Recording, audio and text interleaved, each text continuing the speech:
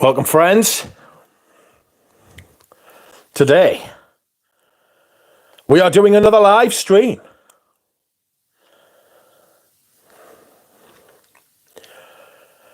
Awesome. That's right, friends. Once again, I have returned to you, this time with another live stream. It is fun to be back.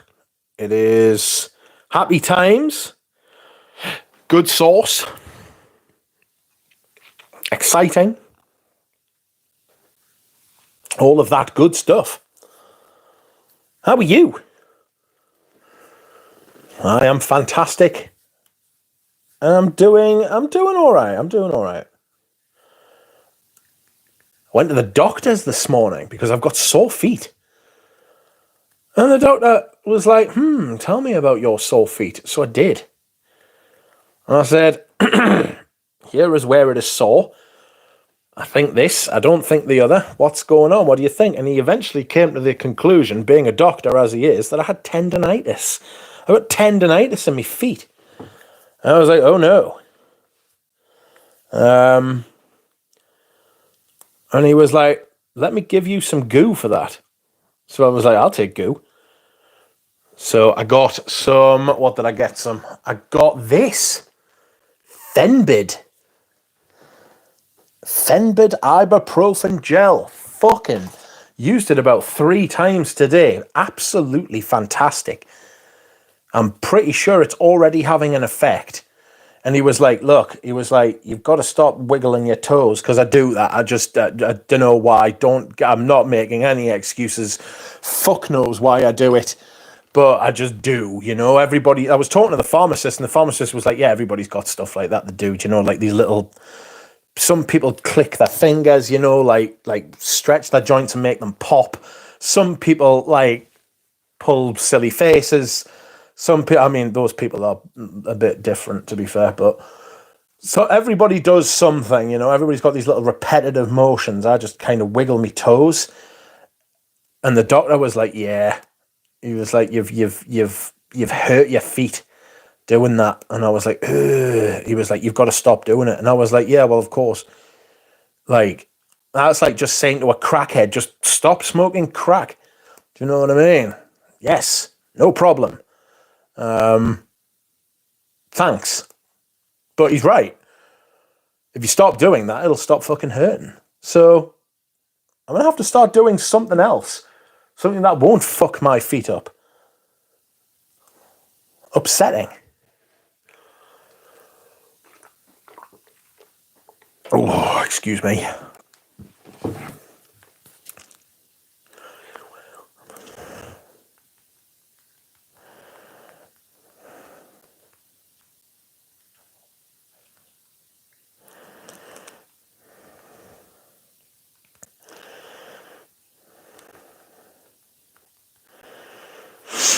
So that's what I've done today.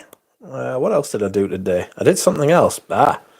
Yes, I'm taking part in a study, my friends. I can't talk about it. But a medical study, like a proper one. And I had to sign the consent forms and everything today. So I've got to fill out a questionnaire this week. And then I have to wait for the university to get in touch. They want to see what's going on. So that's going to be fun.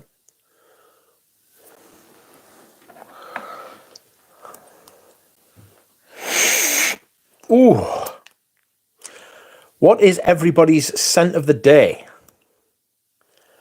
I see that Dushan is wearing Jean Couture 12.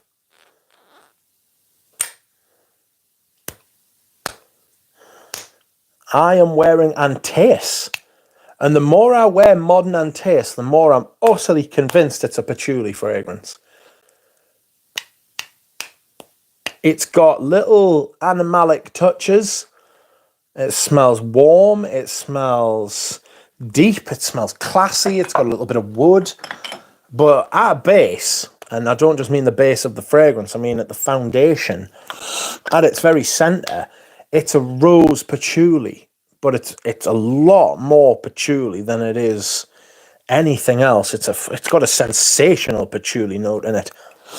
What a fragrance that is. That's the modern one. I've barely touched the vintage, you know. Oh, I've got an itchy thigh. Excuse me whilst I scratch. Oh. Welcome, Christina. We do seem to have a lot of friends from the Balkans. Welcome to my Baltic friends. Or the Balkan friends, sorry, not Baltic. Balkan. I hope you are well.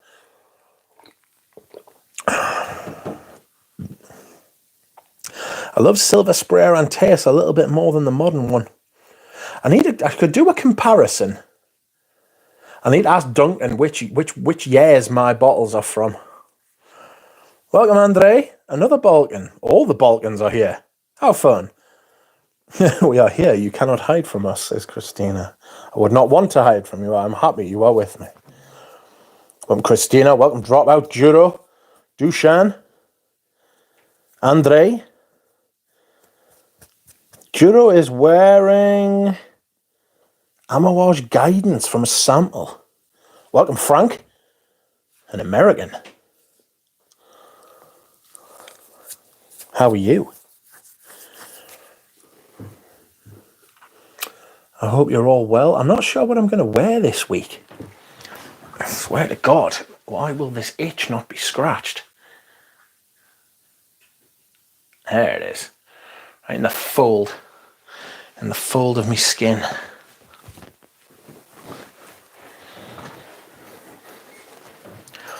Silver Sprayer is amazing, the best, but the modern one is still nice, but the vintage is worth it. You'll pay about 200 quid, 250 for the vintage, and if you think what else is available out there for 250, it doesn't compare, really. If you go pound for pound, you know, literally, like when I say pound, I mean like sterling, you know. I bought a decant of Pure Distance M and I hate how good it is, says Dusha. Don't hate the player, hate the game. Welcome, MJ. I have a frag released in 2021, according to Fragrantica, but my batch code says 21st of December 2020, and it's a legit frag. How is that possible? It's because the batch code denotes when it was made, not when it was released. So it might very well have been made. Well, it obviously had to be made before it was released. So it's just been, I wouldn't worry about it, you know. It's just been made before it's been released. So that's what your batch code's telling you, you know. If it had been made 2, 3, 4 years before it was released, then I'd be worried. But if it was like a few months, that's not a problem. It's not a problem. Frank says, scent of the day is Aqua di Gio Profondo, and he loves it. Outrageous. Welcome, Joe. You are wearing Chanel Paris Paris. Not for me, but I'll try again in the spring. Good idea. I think, especially since we live in Britain, everything's about context of the weather, isn't it? You know what I mean?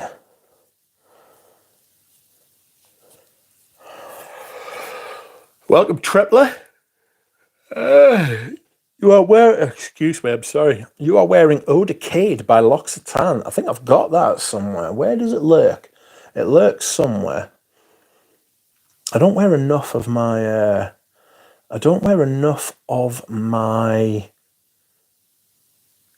L'Occitanes. And I've got 3, and they're really good fragrances, especially for the money. £50. They used to be £50 for 100ml, but then they rebranded. They did a bit of shrinkflation.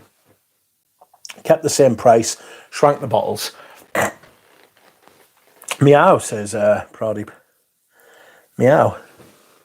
Meow to you too.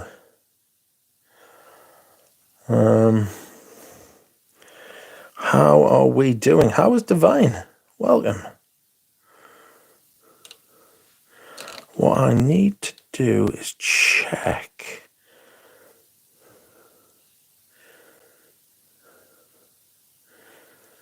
No, all of these are shit.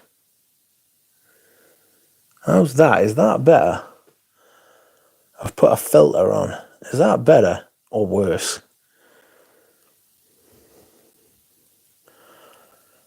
Welcome, birthday bro. How are you?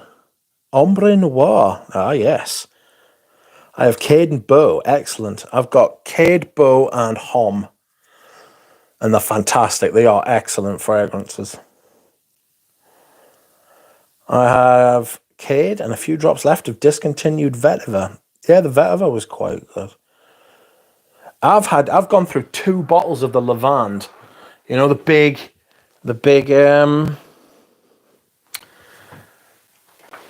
I hope them big 300 ml colognes, but they only last for like 15-20 minutes. Fabulous in the summer, you know. Really good stuff in the summer. I hope everyone is having a day with pleasure. Whipping through the base, says Pradeep. Good grief. Howdy from the distressed states of America, says Deluxe Lex. Scent of the day is Aritzia Legrand, Chypre Mouse. Nice. I shaved everything. Well, I say I shaved everything. I shaved my head and my face yesterday. I didn't shave everything, Jesus. Shaved, and now my head is smooth. Nice and smooth. My face, the hair is short, which is good.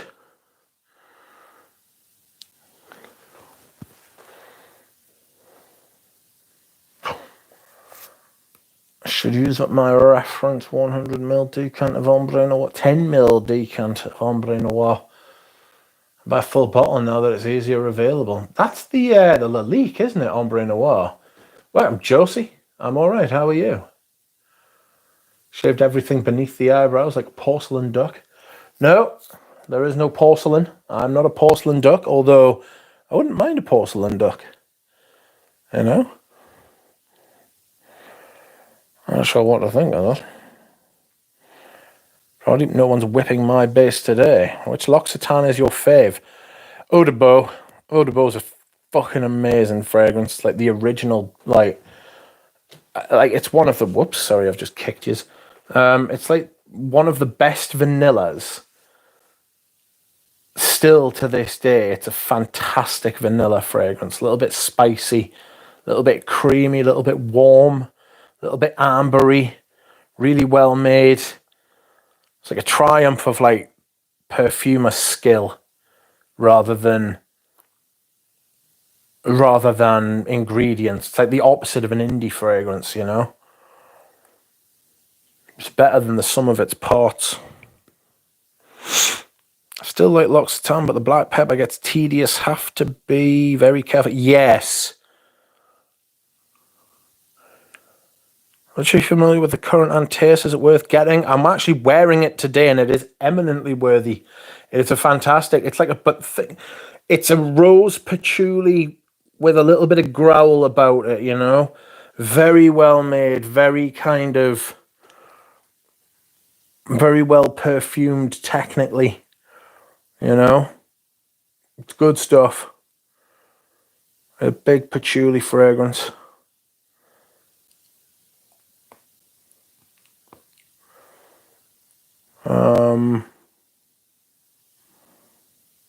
Fantastic. I really enjoyed wearing it today. I think that the animalic part of it has got a lot in common with Absolute Polar Soir. It's not vulgar animalic. It's not gross animalic. It's real animalic. It's slightly tamed. It's got a bit of growl. I think mine's a 2017 bottle. Baked Pachato. Oh, excuse me.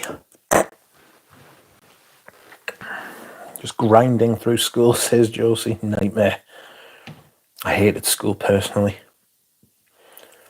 But if you can do it, do it. Hello all, scent of the day, vintage Boucheron Jaipur ADT. Excuse me, I'm sorry. Tobacco Law is full of Baccarat Rouge 540 extra levels of ethyl maltol and veramos, like a tobacco flanker of it. Yikes. How good is vintage Jaipur EDT, says Dushan. Nursing school is a nightmare, says Frank. I can imagine everything about nursing as a nightmare. Having to deal with other human beings. Yikes. Couldn't do it. Oh.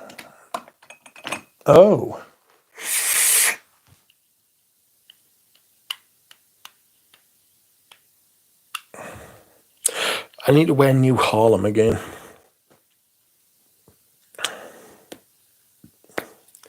How good is vintage Jaipur EDT? I can't remember which one I bought off of Noosh, but I ended up selling it, and I just didn't like it. Like it, excuse me, sorry. It had this kind of polish kind of thing about it. So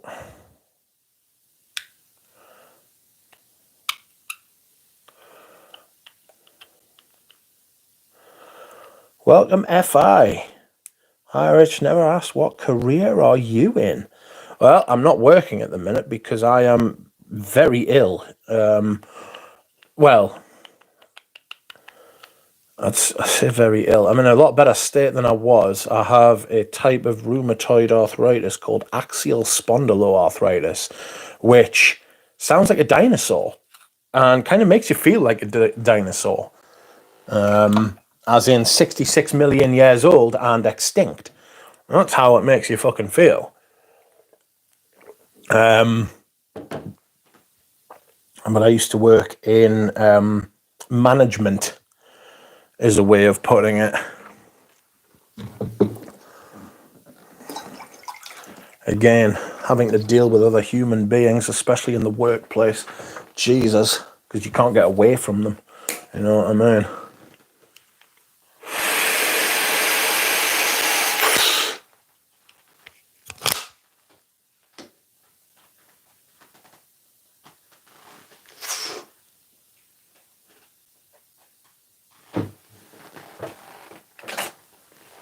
Sorry, friends, just taking a huge blast of my inhaler. My chest is being an absolute bastard.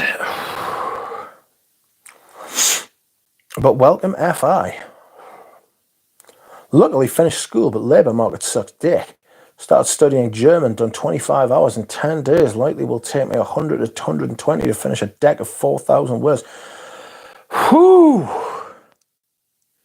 I'll tell you what it is. I'll tell you what one of the big problems in England is, in Britain, sorry, learning foreign languages. Learning foreign languages, the education in this country, shite. I literally couldn't do it. There's a lot of things I couldn't do at school, to be fair. I just needed to get the fuck out of there. Like, I was smoking a lot of weed at school just to make sure that I or nobody else fucking died. Like, but learning languages is just, I still can't. I'm really struggling. Like, I've had a crack at it once or twice just to try and pick. I'd love to learn Mandarin or Cantonese. But fuck me, it's very alien.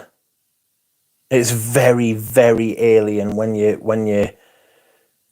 from, especially where I mean, don't get us wrong, there's a kid who lived 2 doors up from us who literally lives in China and has a Chinese wife and children. You know? So fair play to him. Like, I'm happy for him.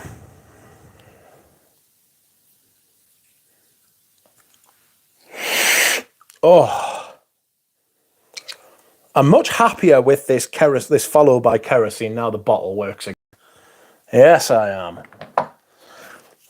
I'm brute forcing. I needed to break into the European finance rules. And DACH countries have the largest amount of gambling on Swedish, Italian. Spanish is too risky in my opinion. Quite do the one with the biggest common denominator. His hobby learned us French. Well, quite. Oh, I just thought you just did a line of coke. I did not do a line of coke. I couldn't hack it. I couldn't hack anything remotely fun these days. Unfortunately. or fortunately, depending on which way you say it. My lungs are in a state. I really, really need to start doing some proper exercise. I need to get the okay from the physio now. I've seen about my feet.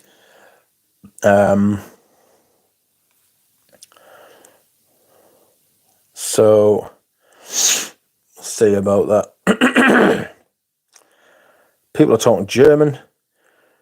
I'm waiting for the dry down of the Jaipur EDT. A little floral and powdery onset, but nice. Not Tuscan leather. Good grief. Achtung, yes.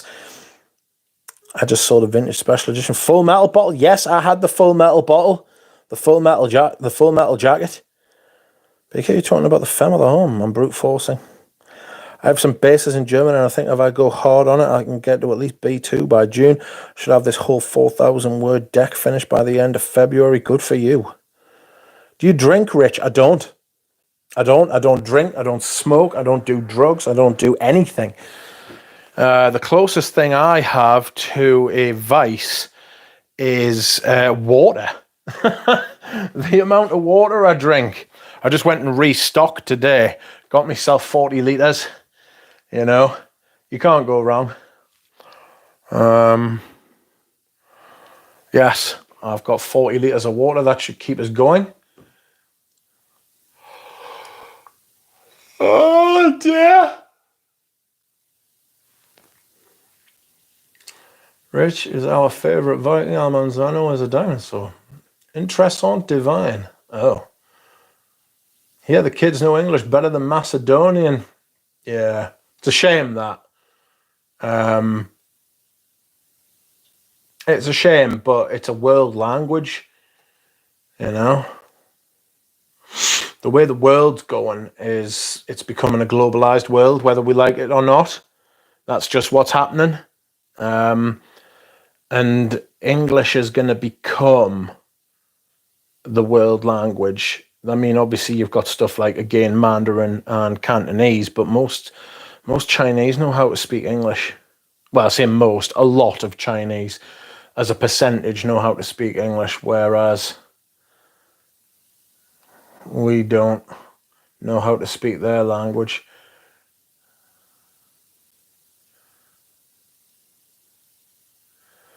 Like, English could become the lingua franca, do you know what I mean? Where everybody speaks it.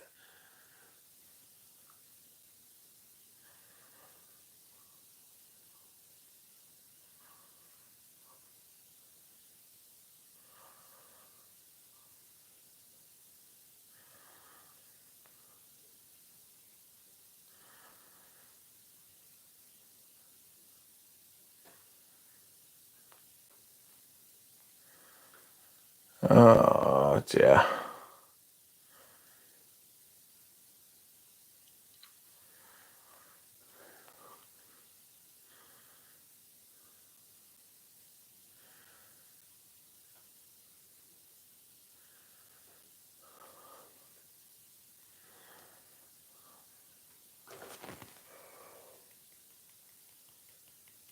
No, I think you had the metal cover. I'm talking about the collection. It's a full metal bottle. Oh! Rich, can you dial down on the cussing? No, I fucking can't.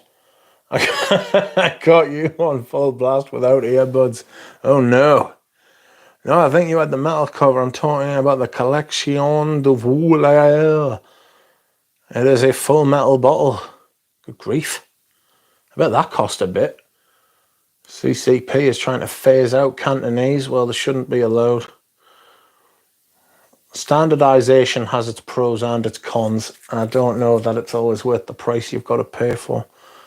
Rich, I live in Stockholm, but my sister lives in London. I see her 2 times a year. Next time I'm over there, I'm coming up to you with a spliff, says P.O. Bankston. P.O. Bankston, I'll come to you with a spliff. I've got some oil. I've actually got some cannabis oil because smoking fucks me chest. It kind of makes us just want to sleep. You know? Oh, God. Stop that. Ah! That is silly. I wish I would stop yawning. We talk about the absurd price hikes. I've seen so many brands hike prices to start 2024. We can talk about that. I would love to talk about that. It's absolutely shocking, and they shouldn't be allowed to get away with it.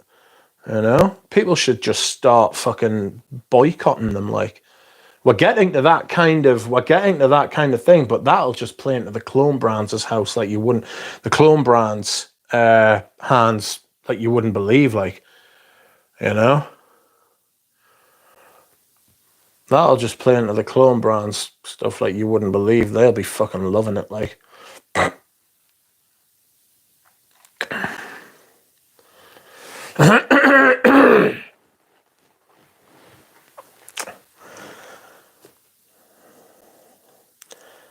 BDK is obviously done as a value house.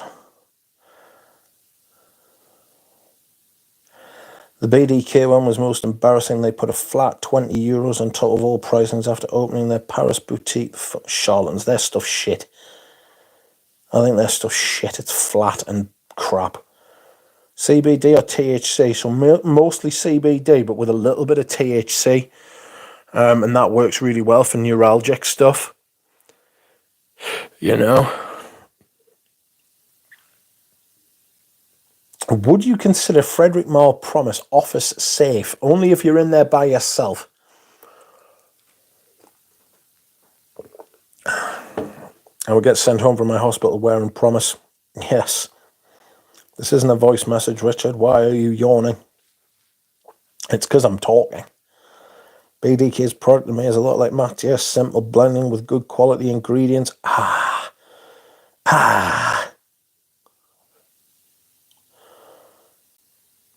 don't rate Mattia. I don't even think it's. I just think it smells like the most dialed in, phoned in. Sorry, boring crap that there has been.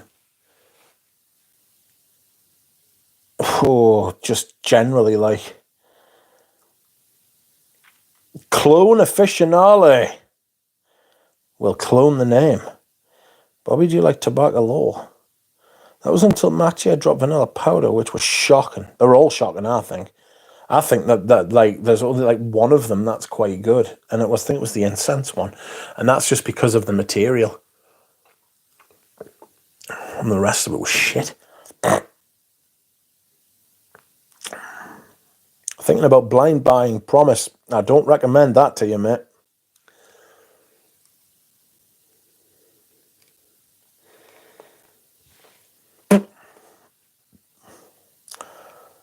The perfume riots of 2024. I don't rate Mattia, but I love some of the product from BDK. Damn, Bobby, I was expecting Big Bob. To me, BDK's fresher product is much like MFK's fresher product. Zero complexity, basic-ish, but people will pay the money being charged. Yeah.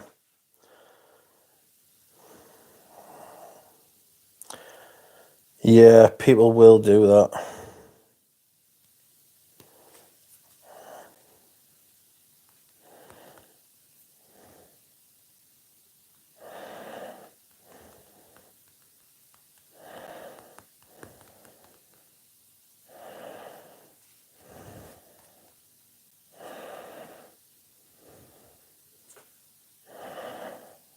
Art Blend. BDK is quite better than Mattia Premier. I mean, everything's better than Mattia Premier, but I still don't rate. I still do not rate. I do not rate the BDKs I've smelled.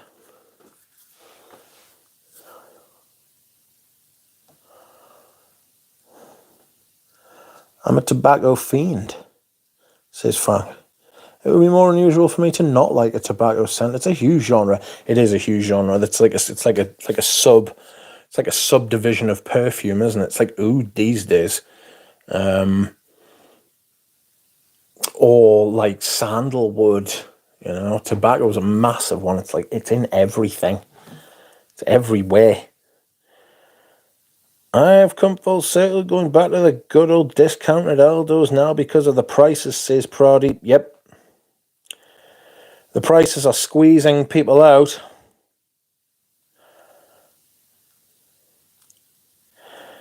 Haven't worn Promise in over a year, I think. Love it, though. I had to sell mine. Like the amber wood in it just started killing us. Parfum de Marly versus Mathieu Premier. I would pick Parfum de Marly, frankly. As bad as they are. They're a lot more palatable than the Mathieu Premiers. They're just poor. They're just really poor.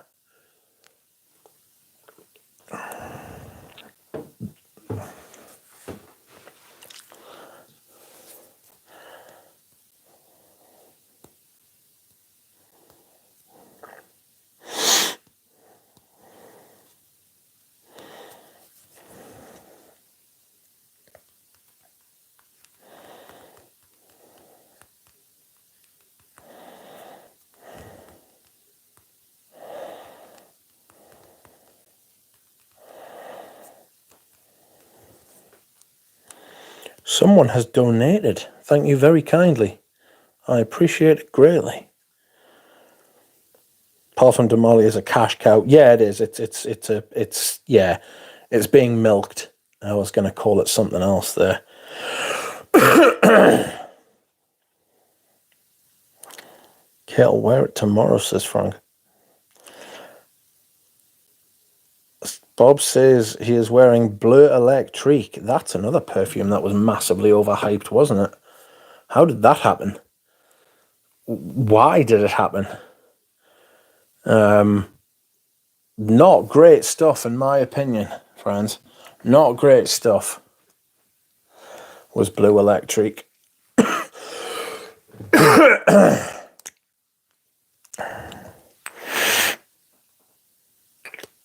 I quite like this patchouli, but why don't I ever wear you? This is a house that I think's overrated. Nishane. With your plastic fucking plaque. Plaque stick? No. Yes, actually. I was really impressed with Coromandel the other day, friends. I wore it on Saturday. Saturday did I wear it?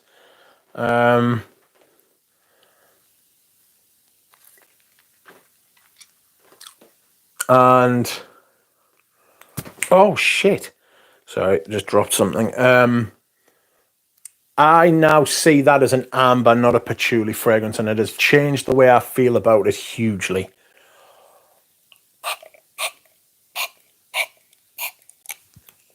Sorry, just using this throat spray. I've got a sore throat, like I'm praying it's not a chest starting.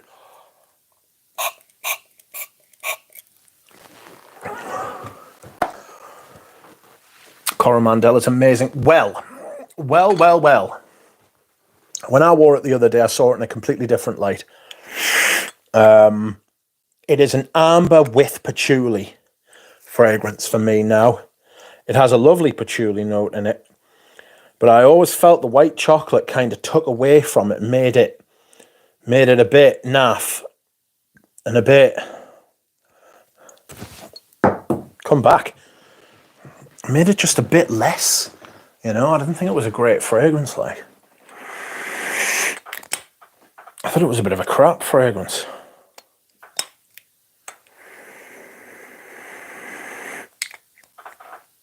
Now I get this kind of, it's like a dry, ambery sort of thing. It's not.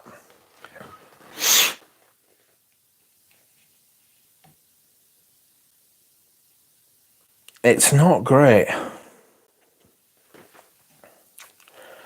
Coromandel has a boring, basic, woody amber dry down. I think there is Ambrox to make the longevity better, says Spaced Out.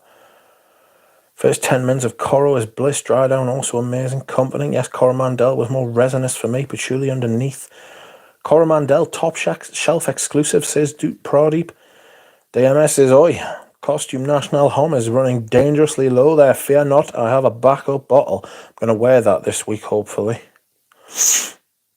Coromandel is the only exclusive I have 200 ml of, says Tripler. Christina says, love Coromandel dry down.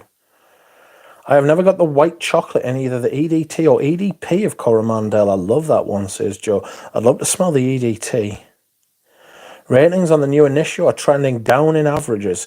Looks like the paste eaters are not out in full force.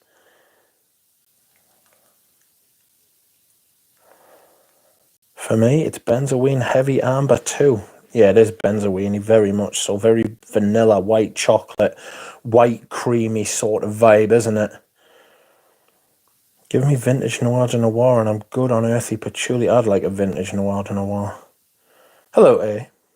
Spray away then, says DNS. Welcome, Fleet Street Barber. Just got a sample of Kurdijan's Indulk Toyota. I might as well pour vanilla extract on. Yes, spot on. Absolutely nailed it. Smells exactly like vanilla extract, which, depending on your thoughts on vanilla extract, is a good thing or a bad thing. You know, it's some people say that is one of the best vanillas, period. Which, when you consider how many vanillas there are, it's an outrageous statement. I'm not a big vanilla fan. I mean, there's vanilla in loads of stuff, and I like it in ambers, but as an out and out kind of note in perfume, there are very few of them that I like. I thought Toyota smelled really nice, but it's not something that I would want to wear. Although there are some people, especially people with a classically feminine leaning taste, who would think that shit was fucking phenomenal.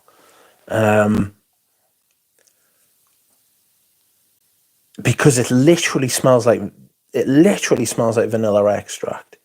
You're exactly right. Nailed it.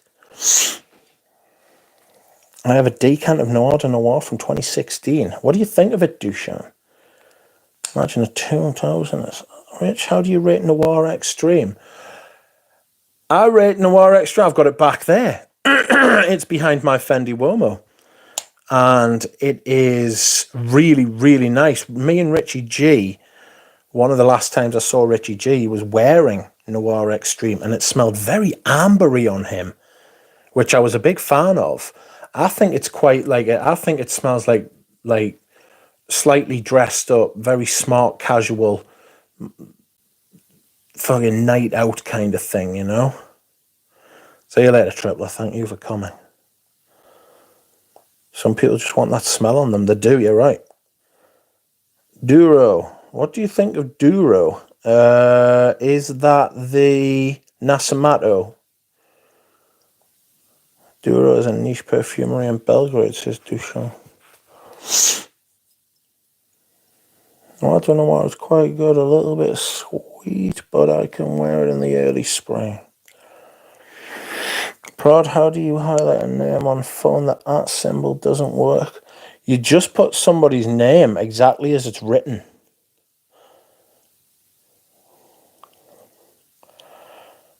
Okay, friends, time to meet my old friend Manuel Labour.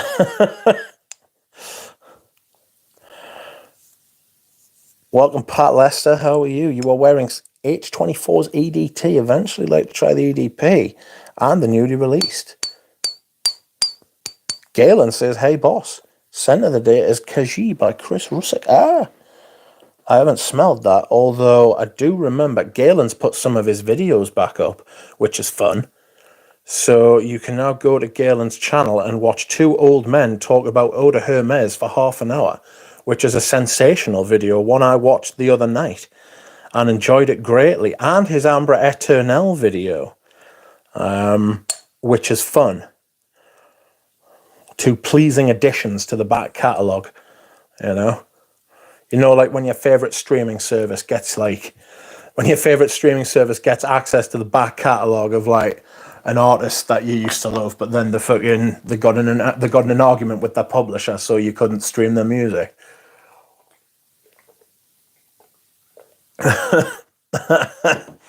Excuse me, fuck.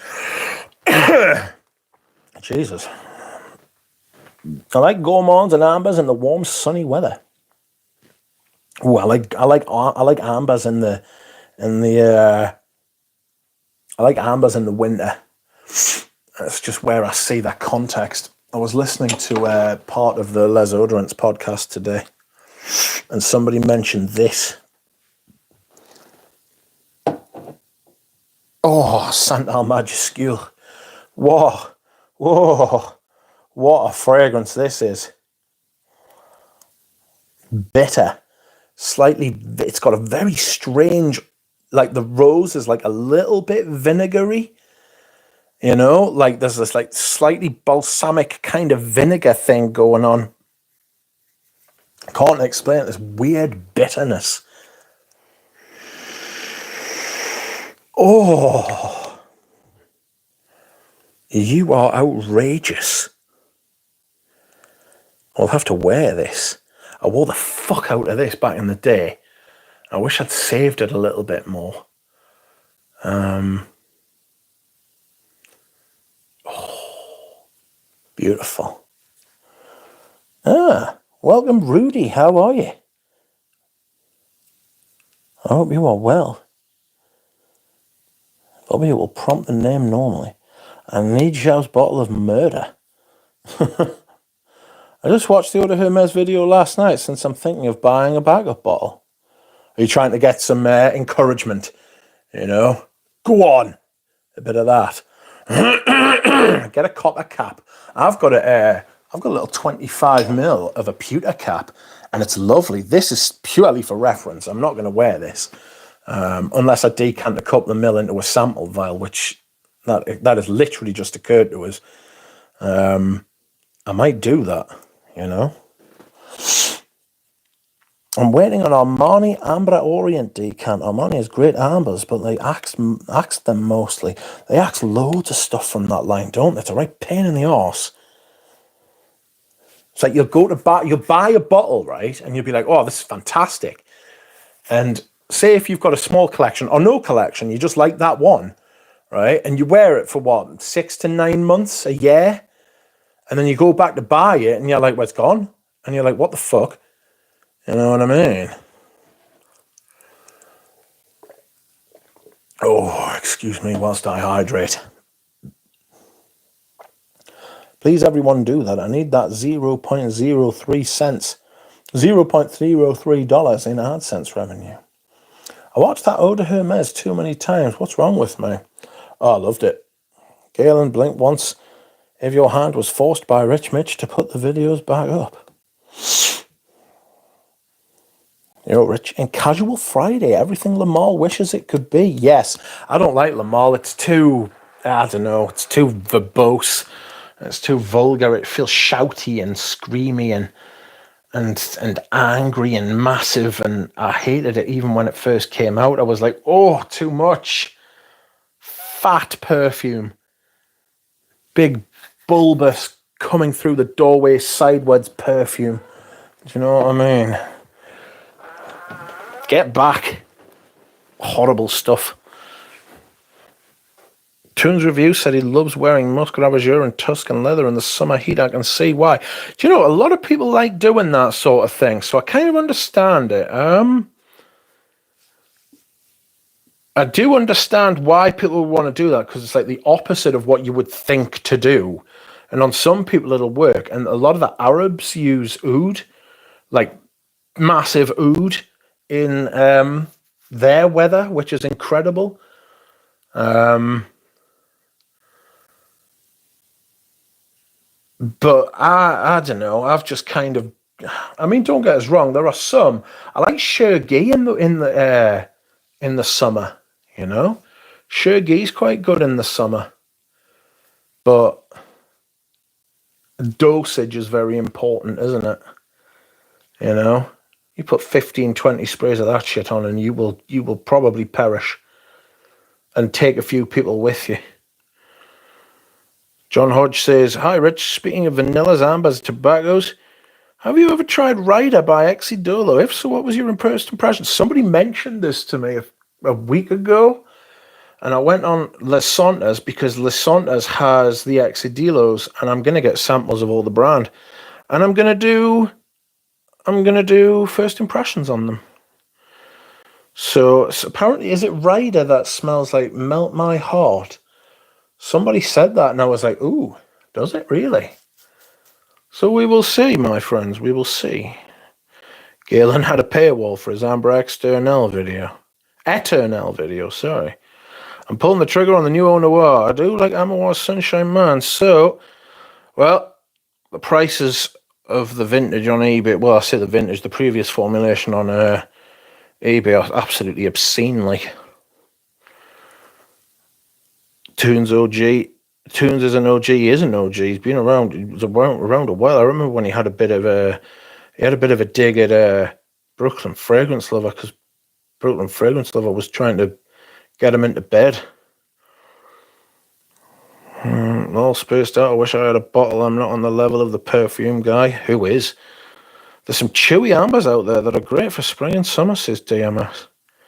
Speaking of Santal, what do you think of Le Labo Santal 33? I'm not a fan. I'm not a fan of Le Labo at all. There's Thé Noir, which smells a lot like Gucci Pour Homme 2. I think there's one of them that I thought was all right, actually. So, I don't know. I've smelled them a few times and I've just thought, that's a lot of money for not a lot of perfume. There's not a lot of perfumery going on. Supposed to always add a bottle. Feels stranger if a mini isn't kept full. For decoration only or for reference. Yes. I'm still looking for a top anise scent. Anise is everywhere, but it never seems to be the star. You know? Eau Noir is quite a licorice anise kind of thing. My mouth is so dry. I like Tuscan leather for spring evenings, says Lily. Somebody wants reference to an auction site with vintages. Does that exist? Not eBay. Probably, do you have Osmanth Yunnan? Vinted. Is it Vinted?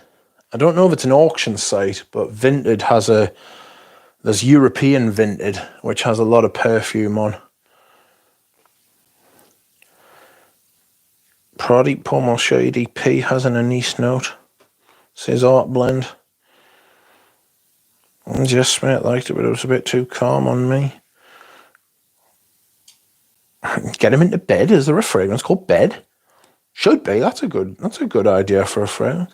I really like, my favorite fragrance name is I Am Not Going to Disturb You, which is an incredible name for anything.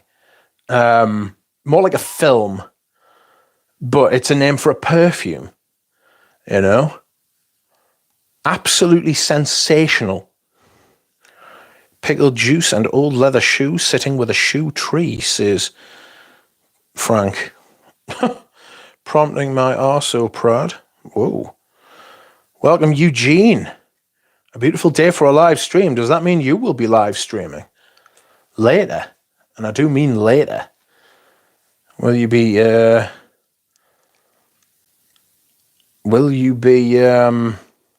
live streaming at 3 a.m. your time?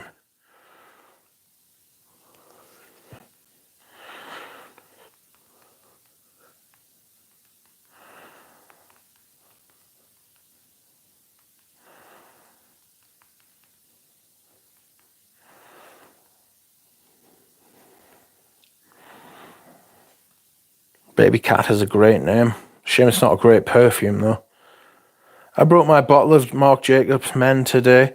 I really like that stuff. Bathroom smells dope, though. Is that the flat bottle? Like a rectangle, oblong kind of shape thing. Very flat. Got the fig. Because I had that one and it was really nice. Etro had anise, very anise forward, discontinued now. Etro is one of the most underrated houses, considering it's a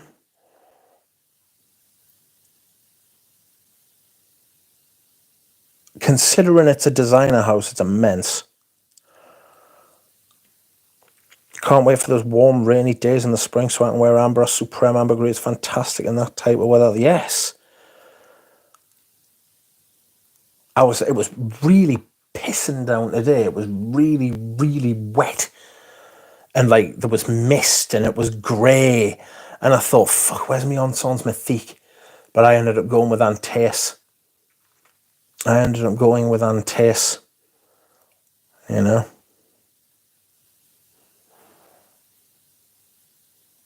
How about Fat Electrician? Fat Electrician's an utterly sensational name. Absolutely fucking brilliant, like.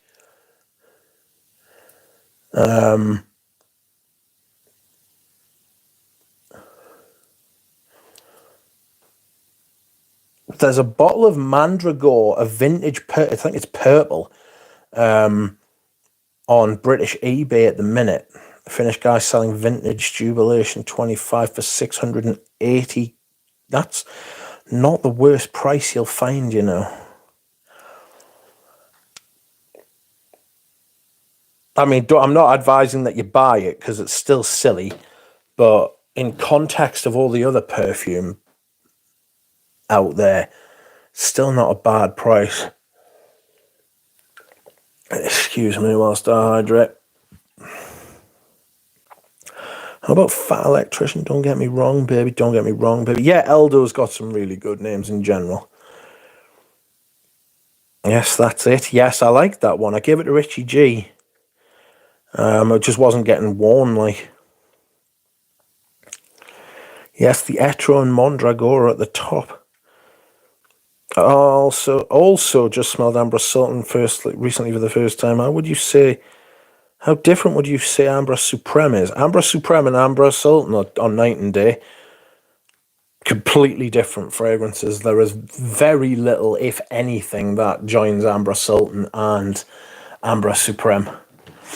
Totally different perfumes.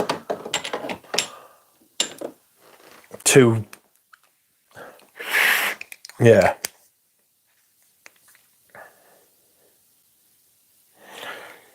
Did Sheldrake ever do a fig? No, not that I'm aware of.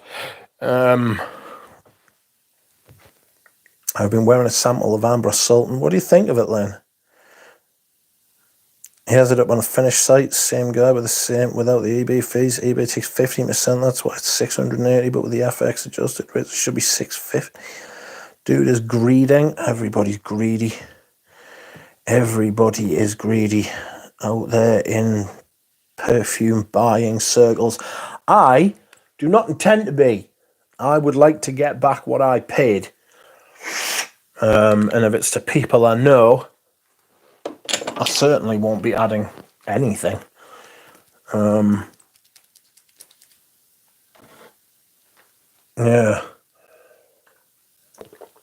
And if it's to people I don't know, maybe I'd like 10% or something. Depending. To be fair, I'm usually quite happy. The problem I've got at the minute, and I was thinking about this the other day, the problem I've got at the minute is the rate of inflation. Like, the inflation's absolutely kicked me off. So I was to sell a perfume I bought 3 years ago. If I was to sell it now at the same price, I'd be losing like 15%. Do you know what I mean? I like to look at where the market's at and then maybe price it a little bit south of that, like a little bit down, not up. Do you know what I mean?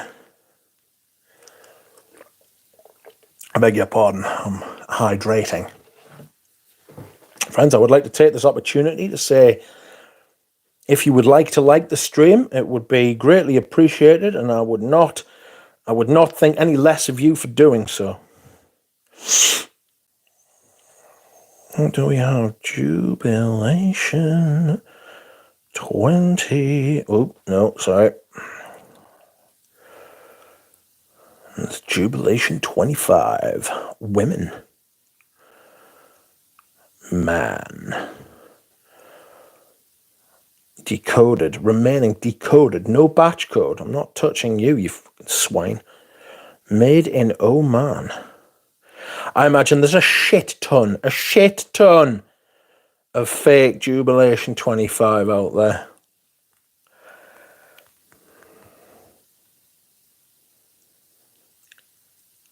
Wow. £628 for that guy in Finland. There's nothing like it. A majestic and opulent blend of incense, oud and berries. Amouage spared no expense in creating this ulva. Amouage Jubilation 25 Man is part of my private collection, is the vintage formulation with a non-magnetic cap bought directly from Oman between 2013 and 2014, slightly used. There is still some 97% left in the bottle. The perfume has been kept in a cold, dark place. Note, although the listing is labelled as new, eBay no longer offers used labels. This perfume is slightly used. Due to international shipping restrictions on flammable goods, the item cannot be shipped to the US. Harsh. Harsh. Motherfucker is from a place called Kirkkonummi in Finland. What else is he selling? He's got Feelanagil used, I'd say about 45 mil, between 40 and 45 mil left. He wants £267 or $340. This man is an absolute savage.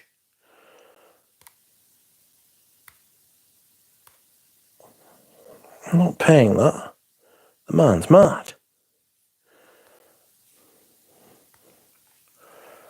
I shall save that search, though.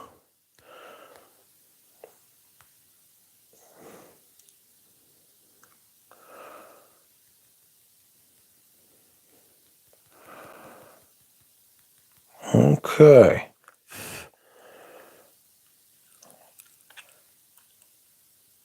€500 will be enough. I offered him 500, says Divine. Le Orphelin anniversary, need to revisit, says Pradeep. If he takes it, I'll hop across the bay from Tallinn to Helsinki, says Divine. Eugene, I'm sending you Beethoven's Bagatelle Fertarese. Ambra Sultan smells to me like a mix of Basilica by Milano Fragranza and Loda Ambra Extreme. I think Ambra Sultan came first. I like Ambra Sultan. I really appreciate its creativity, but it's a little too spicy, I think, just for me to really enjoy it. But I appreciate the artistic style of it. I will continue to wear sample. The herbs and spices at the top are what separate it from most other ambers, to be fair. Most other ambers are pretty standard amber, you know. Hello, Paroli. He also has a vintage Feelanagil. Yes, he does. So have I. Oh, Hermes, I purchased a bottle of the modern one this week. The current formulation is still excellent. Hello, Paroli. Congratulations on the Hermes. I'm glad I've never been bitten by the amouage bug, says James. Yeah, I kind of am as well. Art Blend says Ambra Sultan has amber and resins mostly. It's the epitome of an oriental perfume. Yeah, it's kind of, I think it's the one. I think it personally, it's like, for me, it's the high watermark of amber perfumes, but other people would have a lot of things to say about that, because it's a very broad. Somebody was talking about tobacco earlier. I think it was Frank saying, like, it's a whole thing, you know what I mean? Separate from other strands of perfume. You can get people who collect ambers only the way that you get some people who are into ouds only, you know? For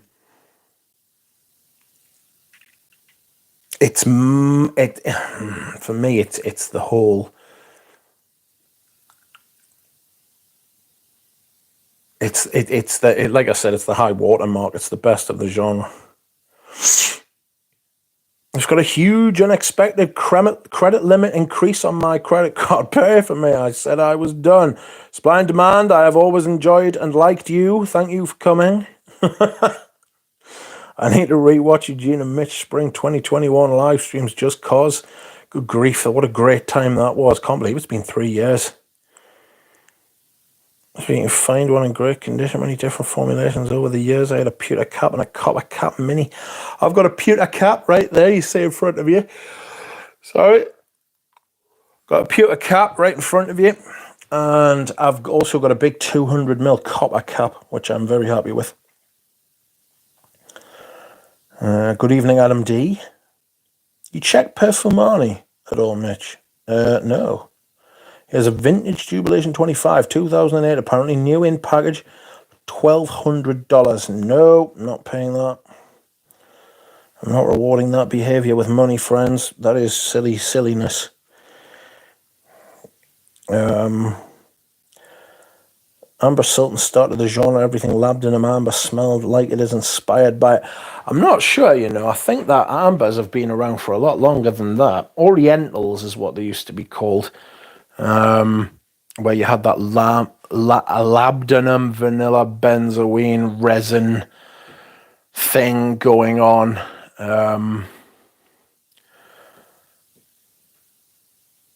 For me, it kind of crystallized it. For me, it like I said, it was the high water mark for me. It was just one I love. The good thing is that for me, Serge Lutens exist outside of time and space and rules, which means I can wear my Serge Lutens whenever I want. If I want to put Amber Sultan on the hottest day of the year, I can, because they never leave the rotation. Serge Luton does what he wants.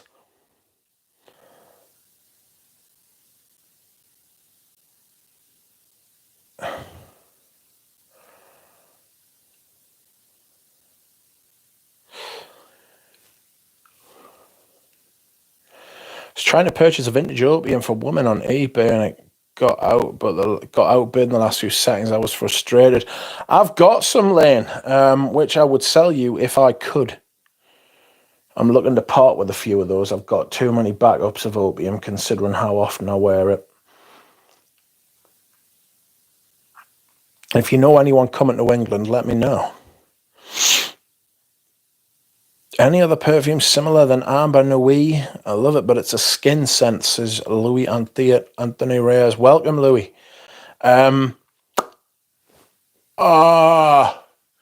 Rose Amber.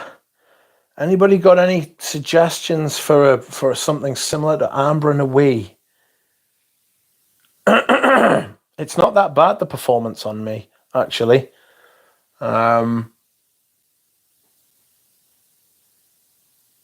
Yeah, it's not that bad for me. I still put Epic Man on a pedestal. Other amouages I can take or leave, says DMS. Amber Precio came before. No Reflection, Jubilation, and Royal Tobacco stood out to my amateur nose. We need a Eugene and Mitch live stream reunion. I would stream with Eugene. It's just because the time difference and because I go to sleep earlier these days. Before I was getting treatment, I was up later than I am now.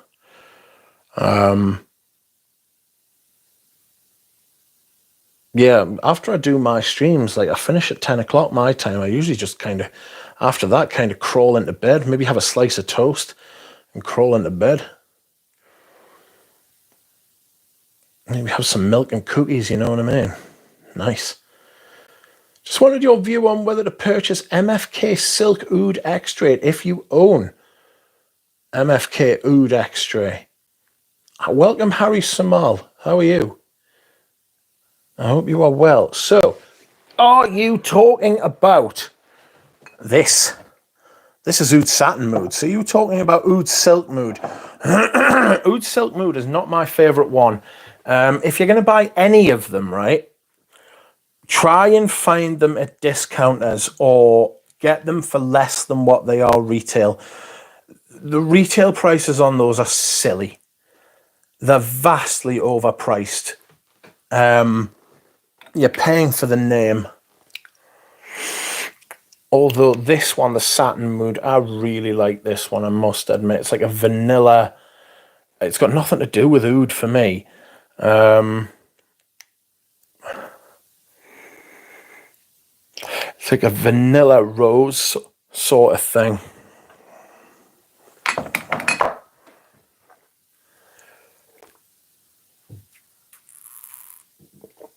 Excuse me.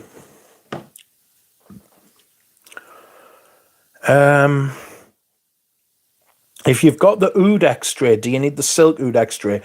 I would say no. I would say no, you don't. Save your money. There'll be other perfumes. You don't need both. I think the oud's really nice, actually. I think that the original oud is actually really nice. Very saffron forward. Extremely saffron forward. Amber Pressure is the only other before Amber Sultan, says Frank. We need Mitch Eugene livestream about their top 10 oak moss fragrances. Good grief. I would agonise over that. Tom Ford once did what he wanted, says Spaced Out. He did, and now something else happens. Rich, what do you think of 34 Boulevard Saint-Germain by Diptyque? I love it. The Eau de Toilette's amazing. I really love the Eau de Toilette. Eau de Parfum I'm not so big on. Just doesn't feel the same. Slayham Gaming, welcome to you. Your scent of the night is Baccarat Rouge 540. I got it. It'll probably be your scent of the day tomorrow as well. That stuff hangs around. It's a big unit. Louis Reyes says, Le Leon, sorry, is the best amber friend. It's not for me. Not for me. I really wanted to like Le Leon as well. I was really excited for it. I smelled it and I was like, no. Same with Shalimar. I really wanted to like Shalimar. And then I was like, I just don't like it. At the end of the day, right, we talk about all of this kind of, oh, it's blended this, it uses materials that, it's inspired by this, and it does that. Really, what it comes down to is one very simple thing, and it's whether you like the smell of it or not.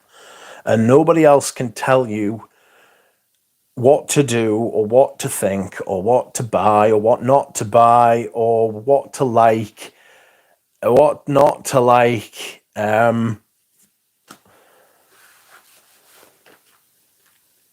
It's just really just like all the rules that we have and all these tropes that we've come up with are just like we've just made them up. Do you know what I mean? And they've kind of like set in, you know, which is fine. I'm not knocking it. I'm not saying that that's like a bad thing because that's just what humans do. But if you like it and it's your money and you can afford it, get it. If you don't, for God's sake, don't. People can ask your opinion and advice, and you can give it.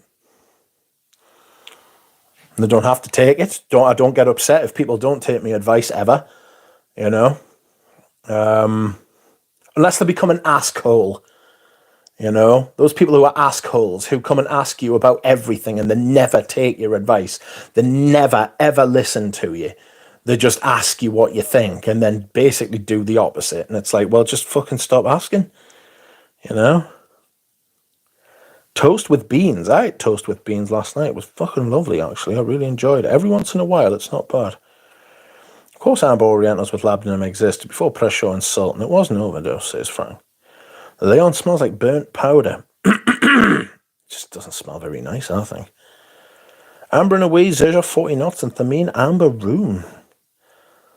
Amber and Away, Zerja 40 knots, and Thameen's Amber Room, says Divine. Oud Silk Mood is my favourite oud mood. The best MFK is the one you don't buy. Is the Duck Santa milk and cookies? Could be. OSM to me smells like an amber floral. Oud Silk Mood. Oud Satin Mood or Oud Silk Mood? The Franks and Beans of the old world. I want the counterpart to Absolute Polar Soir so bad. Which one is it? What is it again? Absolute Polar Soir. Is it the cologne? I've got the Eau de Parfum, which I really love. I wouldn't mind smelling the cologne. Thanks, buddy. No problem, man. I want Silver Oud is one fragrance I love. I haven't smelled Silver Oud. I think Ramsey's got it. He probably's got it because he's got loads of them. But I don't think I've smelled it. Robion can't beat Russian Adam in a perfume that contains real oud, says Dushan. A bold claim. I don't like Shalimar. I thought it was the odd one out on that. Loads of people like. I really wanted to like it as well. You know, I wanted to be like, this is like a classic of the genre. It's like a labdanum, resinous Guerlain of yore. I really think I'm gonna love this. I sprayed it and I was like, I fucking hate it. I didn't say I fucking hate it. I just didn't like it. You know. Rich, do you like Knees of 10? Do I like Knees 10? Yes. A proper leather fragrance. Quite similar to Derby by Guerlain. Well, Derby by Guerlain's quite similar to this, I should say. This is, oh dear Barbara. This is fantastic stuff. Smells like old world leathers. Smells like old world leather, which I love. No, it's the day version of Absolute Paul and Matin. Ah! I wonder if you can get that in the UK. Let me check in a minute. Don't like Shalimar either. Vanilla is too dusty smelling. I don't find the Leon to be similar at all. It's just the labdanum, really, isn't it? And then they've both got that little twinge of citrus at the top, you know, like the bergamot lemon sort of thing going on at the top. Just that little, it's just that little flicker, you know. Oud Satin Mood is usually Satin. The most popular scent gets the abbreviation, or I guess the acronym. Modern Shalimar is just as good. I've heard enough of this blasphemy, says Fosco. Silver Oud is way out there as a scent unwearable, says Divine. No, it's the day version of Absolute Polar, so Absolute Polar Matin. I'm going to see if I can find that, Rudy. Then you will like Kneza Gold 10 edition. Kneza 10 Gold edition, even. Kneza 10 smells like cement to me. Speaking of which, I really, really I could have gone for Narciso Rodriguez for him today. I think Rich would love Epic Man, and you're not that really an Amouage guy. Says Frank. I'm not really an Amouage guy, that's right. I have got a couple, though. I'm looking forward to wearing Dear Man. Kneza 10 was a hard wear for me. Queer Canage is more my jam. Very sharp. It has got like a mentholated... There's something in there that has like a wedge to it, you know? Like a pointiness. It's a good point, that. Huh, good point. See, I'm getting the cement now, you mention it as well, Prody. I actually still really like it. It's got slightly smoky, slightly kind of...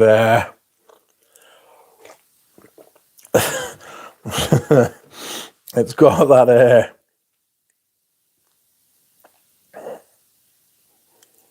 It's got that kind of pointiness.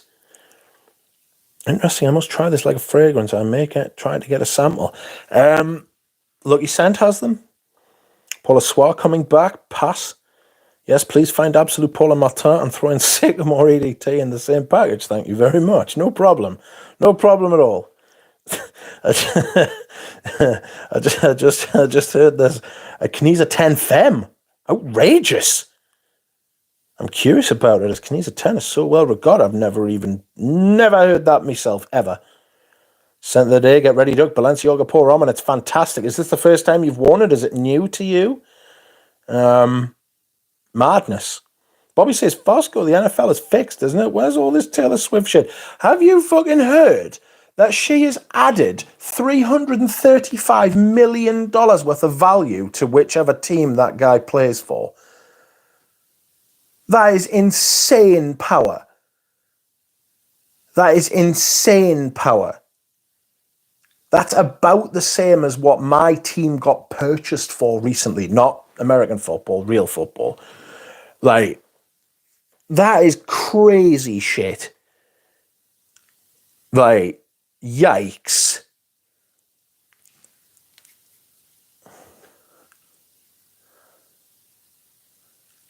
Yes, those Narcissos is gonna get a lot of wear for me soon, says Frank. Yes, I'm looking forward to that. So Fosco, is this a new purchase? Is this something that you've just got, or have you had it for a while? Paula Soir Squared. Oh, I didn't care for the Gaultier Squared, I'm not gonna lie to you. Bob, when they came with the Eagles, no one cares. Now they come for everyone else and no one left to care. I assume she got her fangirls to buy Kelce jerseys. Always the kicker punter that misses the field goal to throw the game, says Utes. Welcome, Utes.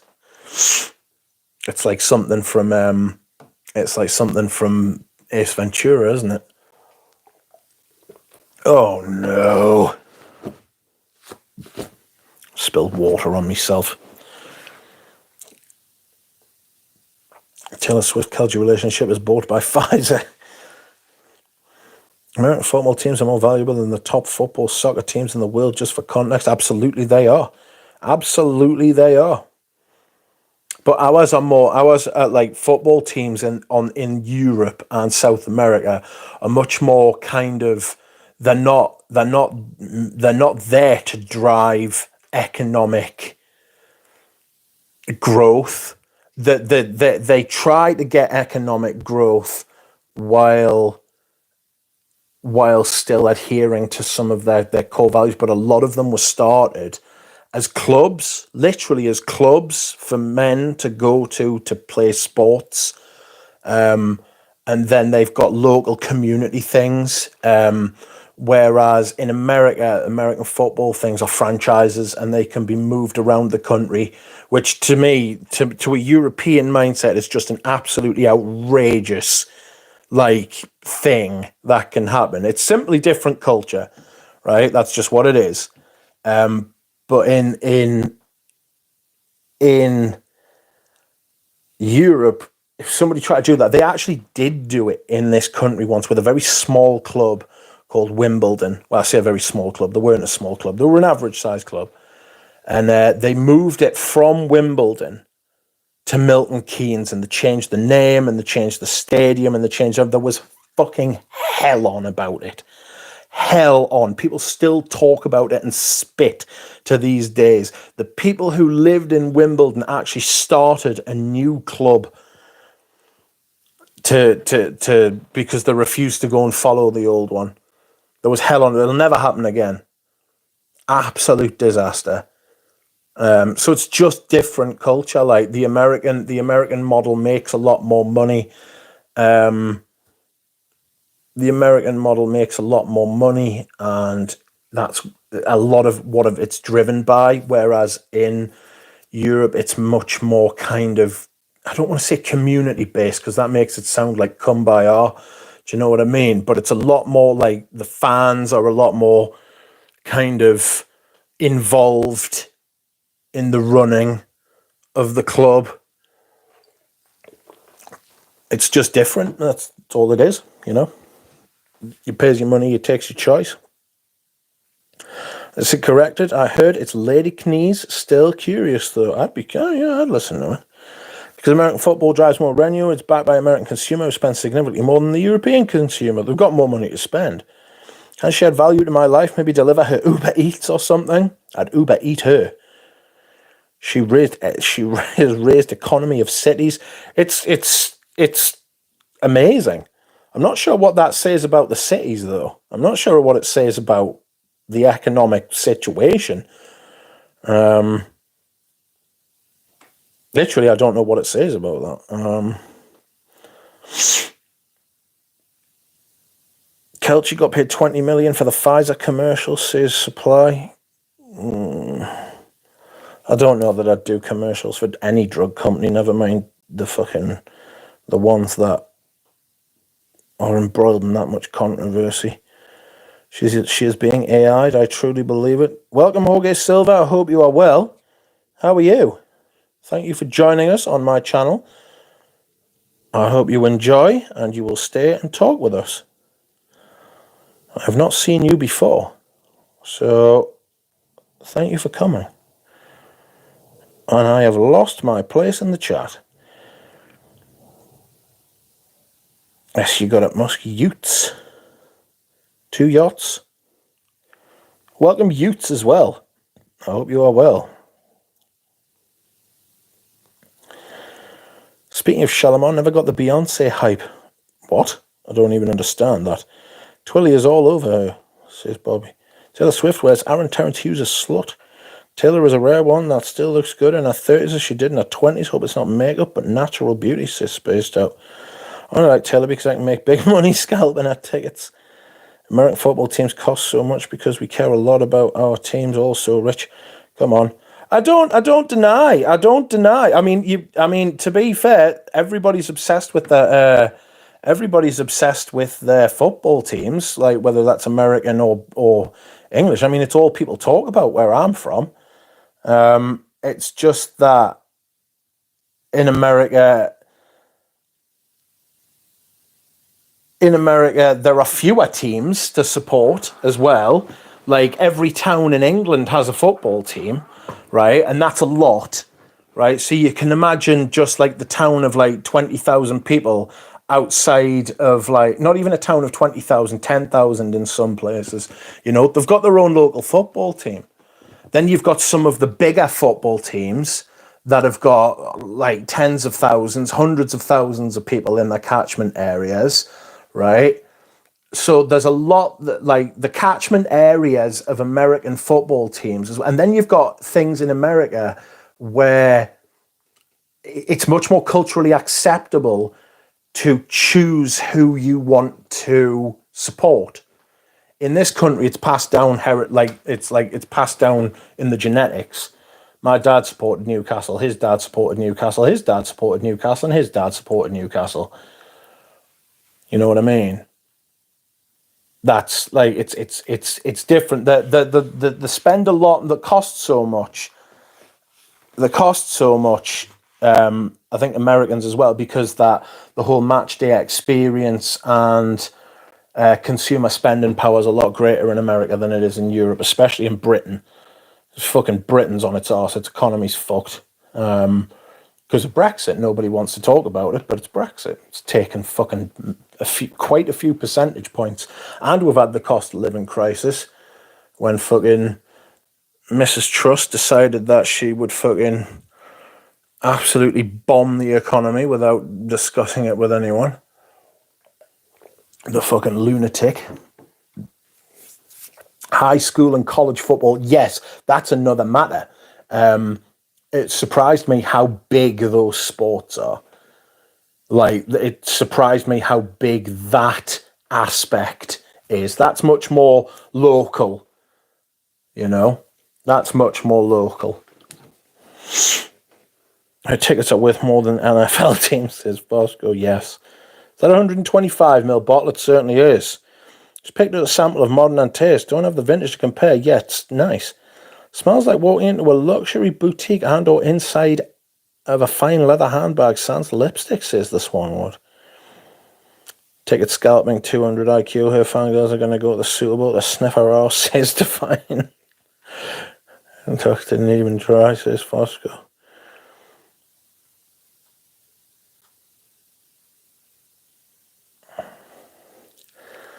Rudy is sharp on that action, swift of it.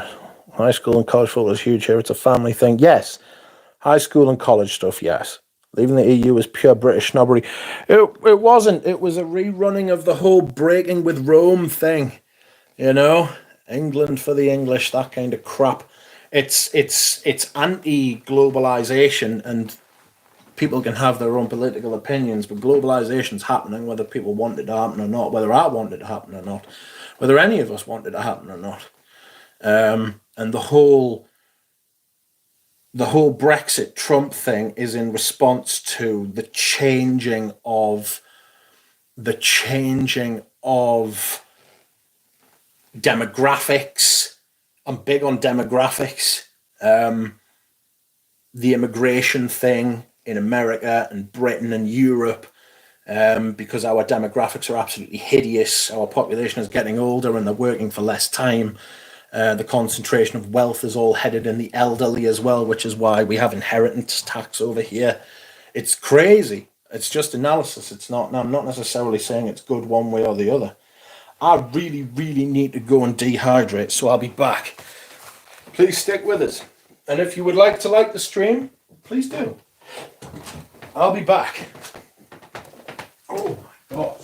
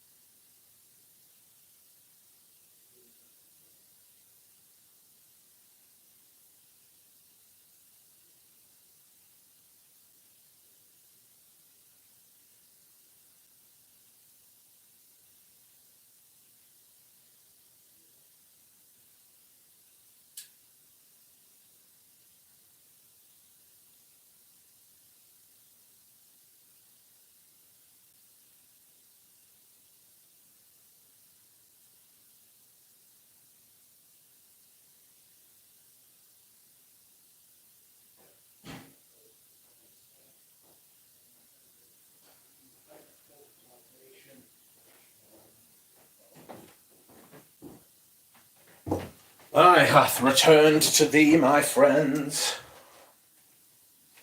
It's me. Oh my god! Me back. What the fuck? Get that water in that cup. How are we?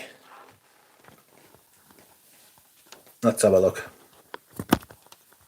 Get this microphone on me.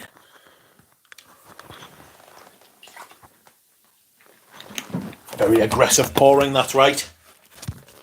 Get that water in that cup. Get in there, you.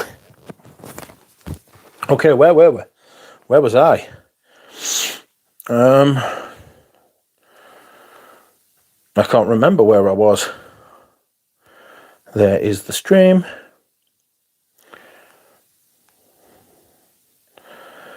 Cheers, Rich. Leave it the EU with pure British snobbery. In a way,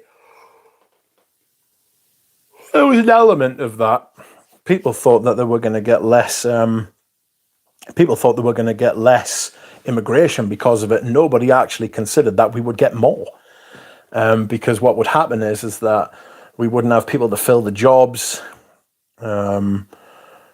Nobody would be able to get over here to fill the jobs. I think that should be, every country should be allowed to discuss and have the right to determine who comes into the country and how they allow people in. If you want unfettered immigration, that's fine, but you should be able to decide it as a country. And people in this country felt that there was unfettered immigration. People were allowed into this country, even though we didn't want it. And so they decided to, quote unquote, take back control. Little did they realize that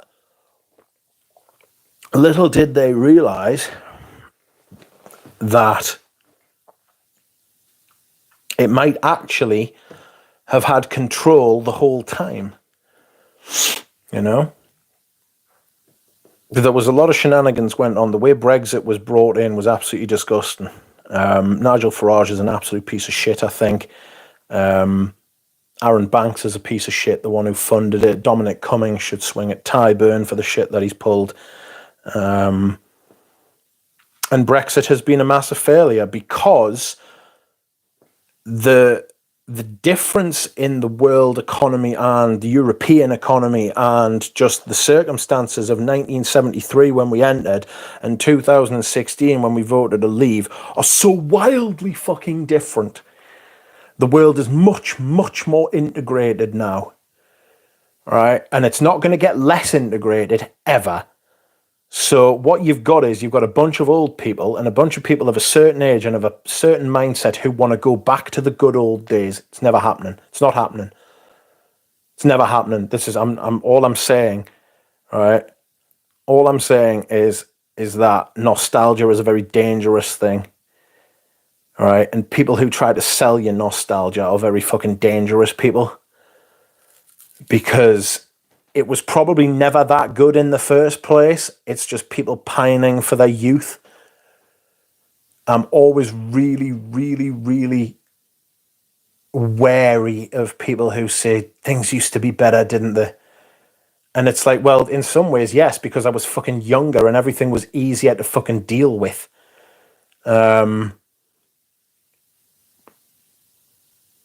What people like that are usually trying to do is they're trying to find a way to change the rules that'll suit them so they can grift more money. So, and it's usually people like us in the chat and me and fucking normal people who have to pay for it, you know? House prices in Britain is a massive thing. It's huge. That you've got people in this country like professional landlords who own 20 properties. Why do you own 20 properties? Like, nobody can afford to buy a fucking house now because house prices are so obscene. There's only a certain like stratosphere of the population who can afford to buy these things, who have got capital on the hip to be able to afford their own home. So everybody's having to rent. You know, the whole subscription model. That's what we're heading towards. You will own nothing and be happy. That whole thing. I had a friend who used to say that to me all the time. And in some ways she's right. Own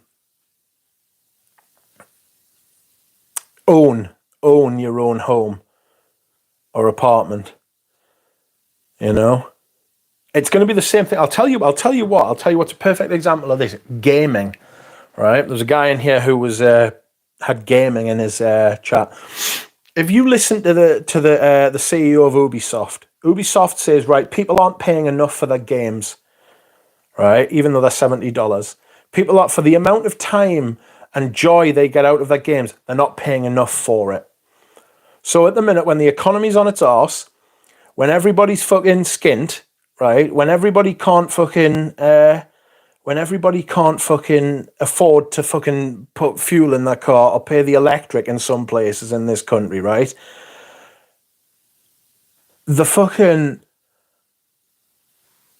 guy who runs Ubisoft, right, has said you should be paying more because you're being too happy.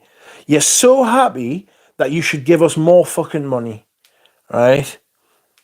Psychopath is the word for that. You're being farmed. Everybody, I've said this loads of times, right? And I've never heard anybody else say this, right? I've never heard anybody else say this, but communism will come in through the private sector and it will come in through corporations. Look at 2008 when the banking crisis went off. Who saved them? The government, right? Who saves you when you have a fucking when you go into bankruptcy? No one. You take it on the chin. The government certainly doesn't come along and fucking pay your bills for you. Fucking parasites. It's literally what they are. You can say it was British snobbery, but many other people in countries in Europe now want to leave the EU. Well, the EU needs fucking, like I said, it's a rerunning of the break with Rome. You know, the Reformation of the church in this country. That's what it is. You know, I'm not being told, like, basically it's everybody in this country pretend they're King Henry VIII, and they're saying, I'm not being told what to do by some man from fucking Europe. You know what I mean? That's what it is. And say that it's not, but I mean, fuck. And so everybody in this country, we're island folk as well. People forget that we're island people. Island people are fucking weird. All right? It's just true. Go to any island on the face of the planet. The people they're just different. Who wants to be told what to do by some man in Europe? Some people do. You know, some people like being told by some hegemonic institution what to do. It makes them feel less anxious, you know. Some people love nothing more. I bet you a cheesesteak gets you $13.99 now in Philly, says Bobby Dio. Depends where you live. For example, the life in Barcelona, Madrid, Warsaw is super. Yes. And that was the thing with the Euro, like lots. I mean, we did really well out of being in Europe in the 80s and the 90s and the early 2000s, and then it stopped working for us, so we spat our dummy out and decided to fucking leave. You know what I mean?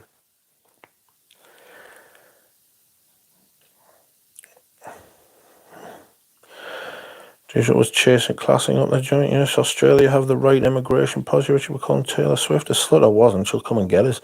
I recommend a podcast by John Ronson on BBC Sounds called The Things Fell Apart. I've heard of it, yeah. Looking at the origin of today's culture was fascinating and horrifying at the same time. I'll tell you what, the culture wars can go and fuck themselves. Rupert Murdoch can go and fuck himself. Steve Bannon can go and fuck himself. Absolutely evil fucking people. Fucking horrible fucking people. You talk about divide and fucking conquer. That's what those people want. Fucking some of the most fucking terrible, heinous, evil fucking people in the world. I saw that fucking Nancy Pelosi on TV yesterday saying, peace in Palestine is what fucking Vladimir Putin wants to fucking... Get the fuck out of here, you fucking bad cow.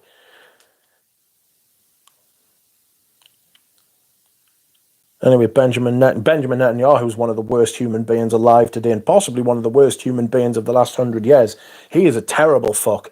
Fuck him. All these fucking rich multi-billionaires who own everything. Companies like BlackRock, Elon Musk, Mark Zuckerberg, who is literally looks at people as if they're fucking, like, not even farm animals, crops. He looks at human beings like they're crops. Disgusting specimens. Psychotic. And they always get into these fucking positions. I don't think it's some kind of conspiracy. I think it's the way the system's set up. The system is set up to reward people like that. You know, who treat people like fucking crops. Not even like animals. People are like, oh, people are farmed like fucking cows. And they're not, man. Cows get treated better than fucking... They just put you in a field and fucking...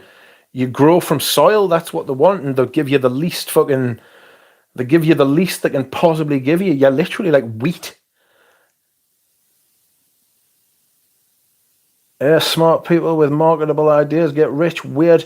It's not that. It's not. It's the system is set up to reward people who use other people to make money.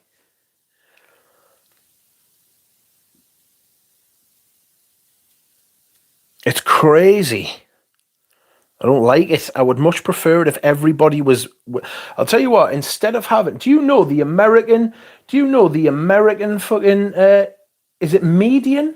Or is it mean income is now $1.1 million. All right. So every American should be making over $1 million a year, but they're not.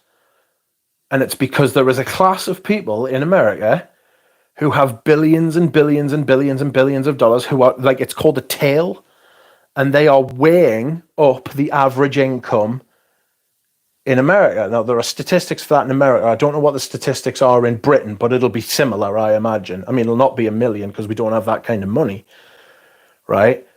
But I would much prefer it if everybody actually did have, must be the mean income of it's 1 million, says Deluxe Lex. Yeah, it's one of them. I can't remember which one it is, but it's been heavily fucking swayed by the massive gravitational fucking impact of these people who have got all the fucking money. You know what I mean? You ask yourself, anyone in the chat here make $1.2 million a year? Do you fuck? And if you do, good for you. But that's what, according to the statistics, you are making, and it's not. And I know you can make statistics say anything you fucking want, but the system is set up as such as to not benefit the most people. You know? It's simple as that. The system is best set up to get people to use other people to make money and then give them it. You know what I mean? Is it right? Is it wrong? It's unsustainable. It's the type of shit that leads to the French fucking Revolution. That's what that is. We should have a more equitable society. That's all I'm saying. I'm not calling for socialism. I'm certainly not calling for fucking communism. I'm just saying the wealth should be a lot more well dispersed than it actually fucking is. Rich has a moat around his house. I wish. Keep people away. In my city, rent doubled and even tripled in the span of a year. Now there's a massive homeless camps everywhere and the streets are much more dangerous. Yep. It's like the Mask of the Red Death. All these rich people having a party while the fucking plague rages outside, and then somehow the plague finds its way in and kills them all. That will happen. I'm telling you, it's Dickensian. It's like the Victorian times coming back again. It's crazy. I definitely listen to the podcast because he talks about the origin of people not owning anything and being happy in the Great Reset. Elon Musk turning around and saying everybody should have a universal basic income at some point in the future. Well, that's fine, Elon. Give us all your fucking money and you have a universal basic income. Let's all have the Great Reset. Get rid of people like Elon. Get rid of people like Bezos and that guy who fucking Klaus Schwab and fucking Hillary Clinton and fucking Rishi Sunak and fucking Macron, and I don't even know, the Germans have just fallen up their own arse, unfortunately. Vladimir Putin won't mind giving up all his money and living on $1,600 a month. You know, if you do it first, fucking Great Reset. Interesting analysis, says Upland. It is. It's just analysis. I'm not advocating what to do. To be fair, games have been the same price for 20 years. I paid $30 for an N64 games in the 90s. To be fair, they weren't that expensive over here. Strangely, and I don't know why. Mind you, I was a kid in the 90s, so. Beryllium soaked in blue electric. Ugh. The percentage of sociopaths. Yeah, exactly. Yeah. This is a great point by Manley. Since the percentage of sociopaths amongst CEOs is statistically much higher than in the general population, it's something over 30%, isn't it? It's something around like fucking 30 to 40%. Whereas in the general population, it's like 3 to 5. And the performance is usually terrible. There's loads of studies into it. The performance of people like that's like really terrible. Tell you who else can fuck off as well. Boris Johnson, the fucking dickhead, and his entire family can fuck off with him as well. Who wants to be told what to do by some man in Europe? Well, I don't particularly know. Under guise of private-public partnerships, a grey area, absolutely spot on. Have you tried Jubilation 40? The patchouli smells just like the one in Patchouli Noisette. No, but I do have a sample and I will be trying it at some point. It'll be soon. I need to finish up the Darren Allen sample set, which has been a pretty enlightening experience, actually. I quite like the Darren Allen stuff. There's one of them that I might actually buy, would you believe? The patchouli smells just like the one in Patchouli Noisette. Interesting. Yeah, smart people with market ideas get rich. Weird. It's not, though. It's not that, though. There's something much more insidious going on. Nothing wrong. You know, there's nothing wrong with stuff, people getting rich and making money if they've got a good idea.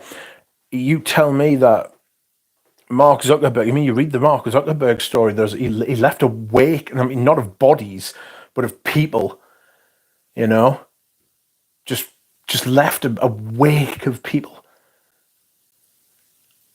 Mental. And the fact of what all his apps do now, they just harvest you for your data. It's crazy stuff. They create the system. Lana Wheeler, Parfum is my favourite. The worst elements of society always end up in positions of power. I agree. Not always when it comes to factory farming. Haha, what? Crops. Captain Corn from Plants and Zombies. We crossed the Rubicon Ridge. Too late now. Must be the mean income. You got the 40. The future is so bright. I don't need my eyes to see it, says Paroli. Disgusting wealth inequality here, and the people who create value don't heap the rewards. Absolutely, totally agree. Totally agree. In America, if a family makes a combined $250 a year and has a couple of kids, they live paycheck to paycheck. That's fucking bananas, that, isn't it? It's just one big pie. It's just one pie. It's not logically possible for everyone to take a larger piece. No, but it is possible for other people to take a smaller fucking piece so everybody else can have more. Well, no, that's the wrong way of putting it, right? It's that somebody is taking more of your piece. You know, whether that be the government, whether that be a private enterprise.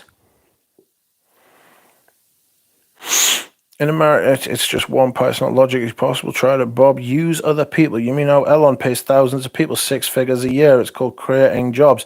All right. Why doesn't he pay them more? He's worth $200 billion. Why doesn't he pay them like millions, 7 figures, 8 figures?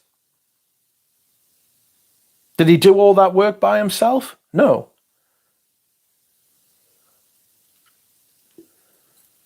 Not at all. He's underpaying them for what they have done for him.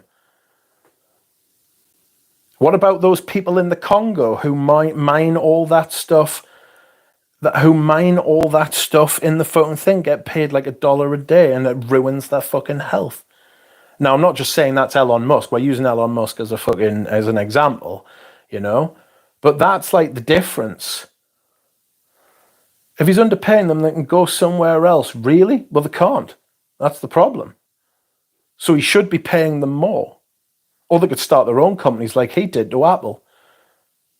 There's a big school of thought that says he stole a lot of Apple's. He basically did a Roger Dove. He basically did a Roger Dove and stole a lot of fucking IP from Apple. How can they not go somewhere else? Who does what Elon Musk does?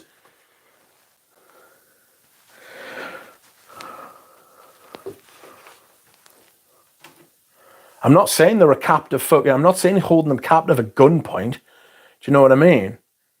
But that's not the point. He could pay them more. You know what I mean? Why doesn't he pay them more? Because he wants to take more of what they make. You know? It's like, I'll tell you what it's like, right? I'll tell you what it's like. It's like, do you know the guy who invented Viagra? Or discovered Viagra, right? The guy who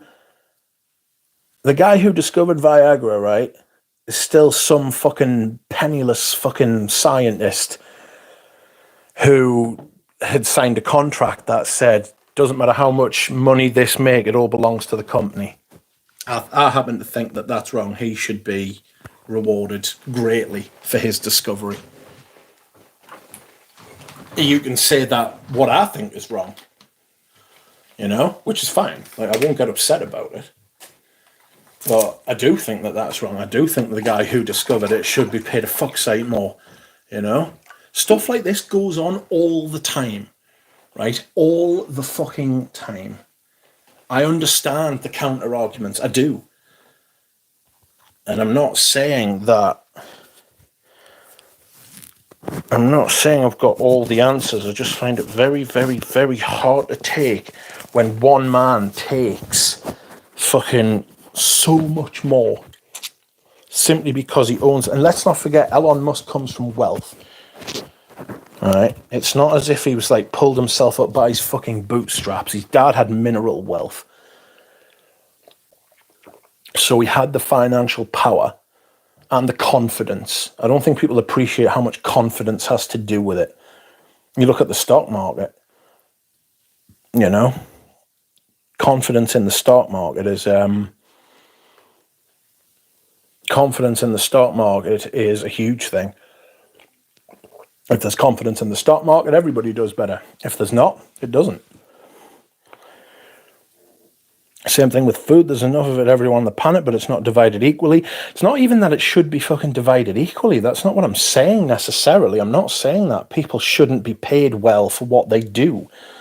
I'm not saying that people shouldn't have more than other people. I'm not talking about communism or socialism. I'm talking about equity. I'm talking about value. I'm talking about people not being like people in the Amazon factories in Britain complaining that if they try to take a toilet break, they get sacked. You know what I mean? It's too far. It's too much. I think that a big problem we've got coming as well is the old AI. AI is going to take over from that shit. Amazon employs 1.5 million people. Fuck him, right? Well, look at the standards, the working standards, the pay. The pay is not great. You know what I mean?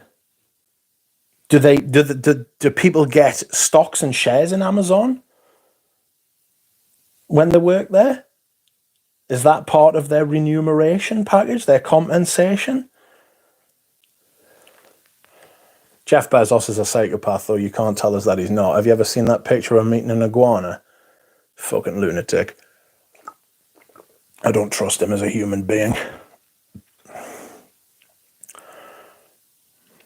That's food stamps on universal card. Change names and terms so you can eat in your car for kids to basically eat and bounce to hotels. Johnson's haircut is called I don't care. Universal income crap. Yeah, the universal income thing is a fucking disaster waiting to happen. Nobody forces people to buy a Tesla. Nobody forces people to use Amazon. People don't buy. They aren't billionaires, but they do. So people don't buy. They aren't billionaires, but they do. I don't understand that. Nobody forces people to buy a Tesla. Nobody forces people to use Amazon. I get that. People don't buy. They aren't billionaires, but they do. Yes, but the people who do the work, you don't get your shit delivered to you by Jeff Bezos. Jeff Bezos doesn't work in the factory. All right? Yes, he set the company up. Yes, he started it. I'm not saying he shouldn't be like very, very rich. It's just the fact that the wealth is tilted so far. And I'll tell you something else as well. These people are hoarding their wealth, especially, like investment companies like BlackRock and stuff like that, hedge funds and all that. They hoard their wealth. And what they do is they say, we're not going to invest in anything unless we get tax breaks, unless we don't have to pay into the tax system, unless we don't have to contribute to society. It's like leverage, bribery, whatever.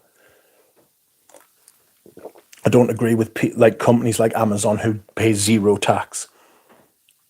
People on minimum wage in this country pay more tax than Amazon as a company.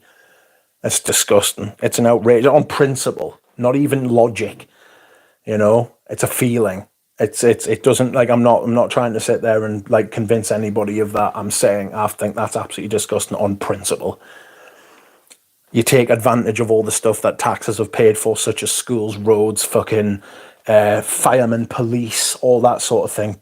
But you're not going to pay into the system, even though we've allowed you to make fucking billions of dollars because of our rent. Get fucked. Oh, Savage for holiday to Greece. Not you get fucked, Silver Panther. I'm saying fucking that kind of thinking can get fucked all the way. Rich, what did 40 think about 40? Fuck, that'd have been hard, mate. I fucking refuse to watch the fucker. I repeatedly tried to delete my Facebook profile and couldn't. It wouldn't let me. Yeah. And your phone, I'll tell you something as well. Your phone will come with that app. The phone will come with that app and you will have it. My car, the new car that I've bought, right, has sat-nav on it and I can't turn it off. It's literally following us, recording where I've been. Literally following us and recording where I've been. Fucking disgusting. What will Amouage do for a 50th anniversary? The mind reels. People making 250 a year living paid out a paycheck or shit with money. Well, that's not a bad point either, to be fair. He doesn't have 200 billion sitting in the bank. Yeah, but he could give those shares to his employees. His employees should be entitled to some of those shares. I say entitled. Entitled's a filthy word. Those employees have contributed to those shares being worth 200 billion, right? Do they have any as part of their remuneration? And I'm talking about the ones who make the least money in the company as well, not just the members of the board. If he's underpaying, they can go somewhere else. Okay, just souped, says Fragrance Enthusiast. Engineers goes, hi Rich, has anyone ever tried 1899 Hemingway? How was it? Welcome. Not me. Says they're forced to work in the mines. Yes, that's true. No, because that's what they're worth if they stay. Yes, I prefer Epic or Judy Beer. Nikolai Vavilov saved so many people from starvation, but he died because of it. Alan's wealth, it's thanks to government subsidies. That's a good point. Rich advocating for genuine capitalism. What we have is crony capitalism, fascism. Yes, I'm definitely not advocating for fucking socialism and especially not communism. Fuck communism. That is awful, but we do have crony capitalism in this country, in this part of the world. It's disgusting. They've got it all sewn up. Fuck them. They are the new Politburo. We got a boot to the neck. Let's talk perfume, says Fragrance Enthusiast. It's a fair point. I would like to talk perfume. Yes, we should. Sorry, I've gone off on a fucking tangent about politics. The world is just... The thing is, everybody's heading towards far right or far left fucking politics now. You know what I mean? The American election that's coming up is... I feel terrible for them. Like, the last few elections have been horrible choices. Which bollock would you like to have removed, sir? Do you know what I mean? Under no anaesthetic either. The corporate world is dog shit. Take Spotify. The intern who came up with the idea of the yearly Wrapped as a story pop-up was let go when the contract ran out, and the guru who ran the algo that suggests music you might like was laid off recently. Yep. It's just greed. Extra time today, Rich, for 30 minutes on Brexit. It's not a bad shout, actually, Bob. Thanks, mate. Feel free to share the comments. Will do. $15 to clean bathrooms and I-beams and scaffold cart with controls to the ceiling in an Amazon factory. Lol, immigrants wouldn't even do it. It's just, do you know what it is? It feels like they're doing it. It feels like they're doing it on purpose to rub people's faces in it. But I don't know whether they are or not. I doubt they are. But Fragrance Enthusiast is right. We should talk about politics, and I apologise for talking about politics because it's fucking rotten. It doesn't half fucking make you miserable the more you think about it. And Silver Panther, I hope you'll return, even though we disagreed about some things. I don't want to. I refuse to fucking fall out with people over fucking politics because that's what they want. That's what politicians want. It's what your enemies want, whoever your enemies are. They want people to be divided. No, I love you too, Silver Panther. Please don't leave us, for God's sake. What would I do without you? But it's interesting to talk about, but also infuriating. Doesn't matter which side of what you think. I am about to take a little cocktail of drugs.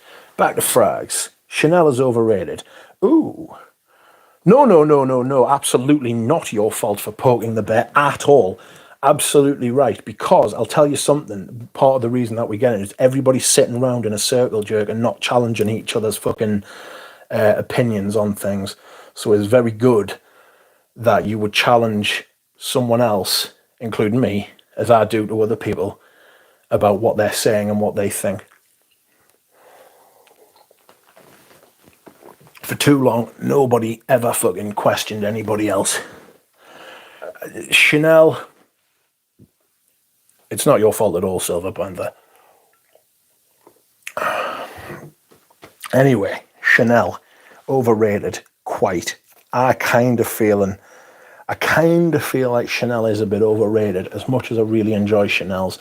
I think some of their fragrances that have really hit the heights, stuff like Antaeus, Coromandel, Coco, Pour Monsieur EDP, I want to say, Egoist, all the ones I like. That's what I'm saying. They're all amazing and spectacular, but all the other ones are kind of, I don't want to say they're mid, they're all of a certain style. They're all of a certain kind of, they're all of a kind of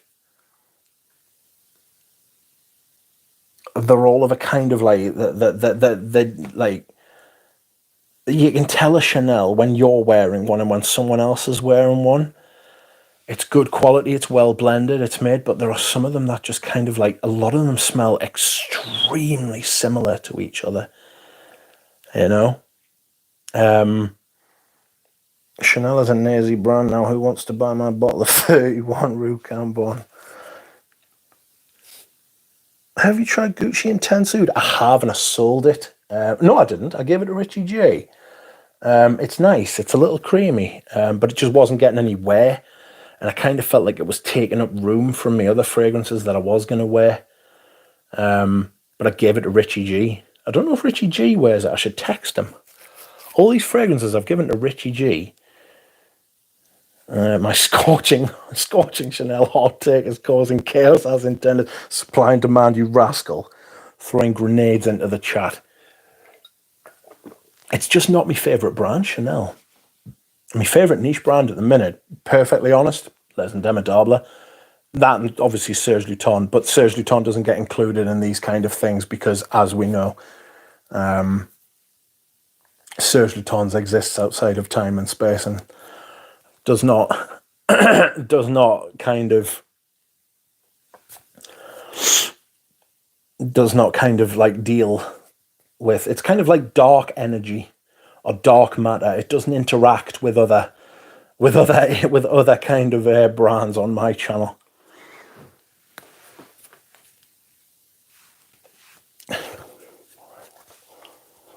Echo chambers are a huge problem. People only follow the people they agree. Yes, absolutely, totally agree. That is exactly a massive problem that we've got in the world today. Everybody just sits and nods along. You know when you see like political rallies and just, it doesn't matter whose political rally it is, everybody's sitting there going, yes, you're great. The cult of personality as well. That's a big problem we've got coming back into society. Is 2024 the year for a new Chanel men's release? I wonder what odds you would get on that. You would hope so. I mean, it's about fucking time. You know what I mean? It's about time. It's about time we got a new men's release, because they've released loads of women's stuff. They've had a couple of, how many? I mean, they've released an entire new Les Exclusives collection. They rebranded them from EDTs to EDP since we've had Bleu de Chanel. I mean, when did Parfum come out? It's 2018? 2017? Chanel's pillar release will be generic, so I don't have much hope. I don't have much hope either. Higher end stuff is okay. I mean, they're well made and they use good materials. They're just kind of... Did Bleu de Chanel Parfum come out in 2016? Yikes. Dior in late 2000s was superior to Chanel. I agree. Nowadays, I prefer Hermes. Les Exclusives I still like. Dior went downhill. Agree. Absolutely, I agree. They fell off hard, like Mugler.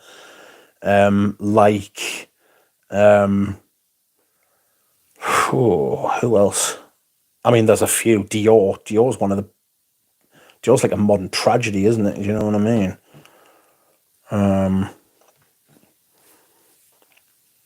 In other words, iconic Chanel are great, but latest Chanel's are debatable. Yes. Okay, Serge still gives you some value, in my opinion. Yeah, even today. I have a friend in Hungary, says Duchamp. Chanel's pillar release will be generic, so I don't have much hope. There's Exclusives is where it's at. Do you know they're really weak for eau de parfums? They're really weak, and if you're spending the best part of 400 quid and you're getting a big bottle as well,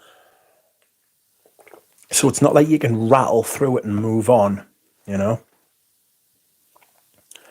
Chanel is often too bland, especially for the price. Yeah, I agree with that as well. Quite a few designers have completely stopped making frags marketed to men. I guess we're not buying. Yes, and I think you've also got the whole unisex,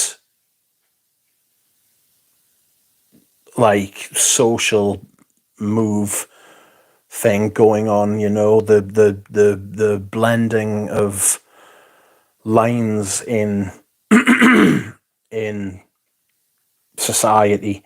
So, you know, fashion brands are all on top of trying to capitalize on stuff like that. And don't get us wrong, there's often been like unisex fragrances and stuff for years, but how many poor homs do you get these days? You know? Most perfume is just not marketed to men or women these days, which is useful in a way, because then people can just say, I'm just wearing this fragrance. It's like, where I live, if I go out and I say I'm wearing Coco by Chanel, people will be like, you're wearing a women's perfume. You've got to have something. You've got to have something to come back at that. And then I'm like, yeah, I'm wearing your woman's fucking perfume, bitch. Do you know what I mean? To be fair, most people don't engage when I talk about what perfume I'm wearing. Well, no, most people don't engage to find out what perfume I'm wearing. Oh. The good thing is I can wear a woman's perfume and not be mistaken for a woman. So I'm all right with that. Like, literally, you look at us and there's nothing feminine about the way I look. You know, quite a few designers have completely stopped making frags marketed towards men. That's a good point. If you look at Gabrielle, Dior is better than Chanel. Do you know, at personal taste, I want to say yes. Although I will qualify that by saying that I will qualify that by saying that the modern Dior stuff is absolute tripe. It's like the dregs of perfume they're releasing, you know? It's really bad, but I just think historic stuff like Fahrenheit, Jules, Dior Homme, Eau Noir, Amber and Away, Bois d'Argent, fuck me. I think Bois d'Argent's better than any of those Irisy Les exclusives, personally. Leather Oud. Dior was always, whereas Chanel was kind of always riffing on the same theme, and they were making perfume that was very much in line with the Chanel aesthetic. Dior was always kind of like prepared to release a madness. Do you know, like Fahrenheit? What before Fahrenheit came out that smelled like Fahrenheit? It was a complete, like, it was like a left turn. It was literally like a right angle to almost every perfume around. It smelled like petrol, man. A fucking brilliant idea. I think most consumers don't want to smell like what they consider to be old man or ladyish. That's what drives the blurred lines. I would agree, yes. I think that people don't want to smell like like their mums and dads. It doesn't matter how old you are. In the 80s, people didn't want to smell like people did in the 60s. In the 2000s, people don't want to smell like people did in the 80s. Do you know what I mean? It's just how it is, like. What is going on? I've pressed something. Stop that. Sorry, ignore that. I thought you were asking about the Les Exclusives EDP, which I believe were 2016. Chanel isn't overtly masculine, hence why 99% of this chat may think they're overrated. It's not a bad shout. I don't get what folks say in Chanel chants and Paris. Paris smells cheap to me, but it could just be not good on my skin. Chanel could moonlight as a luxury water brand. Some have no scent at all. I'm into the good old-fashioned, rustic water brands, just plain water in a plastic bottle. I'm not paying for some Norwegian fjord fucking release vintage from 2016 sort of thing, you know. Masculine and feminine is considered taboo these days. It is, hence all the unisex stuff. Too much political correctness, yes. Also cuts into potential sales. A man won't usually buy a women's fragrance. That's spot on. Whereas the thing is that a lot of women will buy a man's fragrance. I've noticed that. But women are more like, I don't want to say they're forgivable. That's not the right word. Women are more sort of, they've got more leeway. Do you know what I mean? Women have got more sort of like if a woman says, oh, I'm wearing a man's fragrance, to just be like, oh, isn't that like, you know, isn't that cute? It's funny. So if a man says, I'm wearing a woman's fragrance, be like, what the fuck you doing? Do you know what I mean? Women's Stetson also cuts into potential sales. Oh, sorry, I've read that. Putting poor Hom will get the brands cancelled, says Brody. I think most consumers don't want to smell like what they consider to be old man or age. Yes, I agree with you. On Bois d'Argent, it's very wearable and versatile. It doesn't take itself too serious, but it's still serious enough for a suit. Yes. It's that honey that kind of gives it that kind of jolly disposition, isn't it? Keeps it a little bit like happy and like less serious. Doesn't take itself too serious is a good way of putting it. I want to have an 80s frag, says Supply and Demand. I have many 80s frags, and I can certainly tell you that I love them.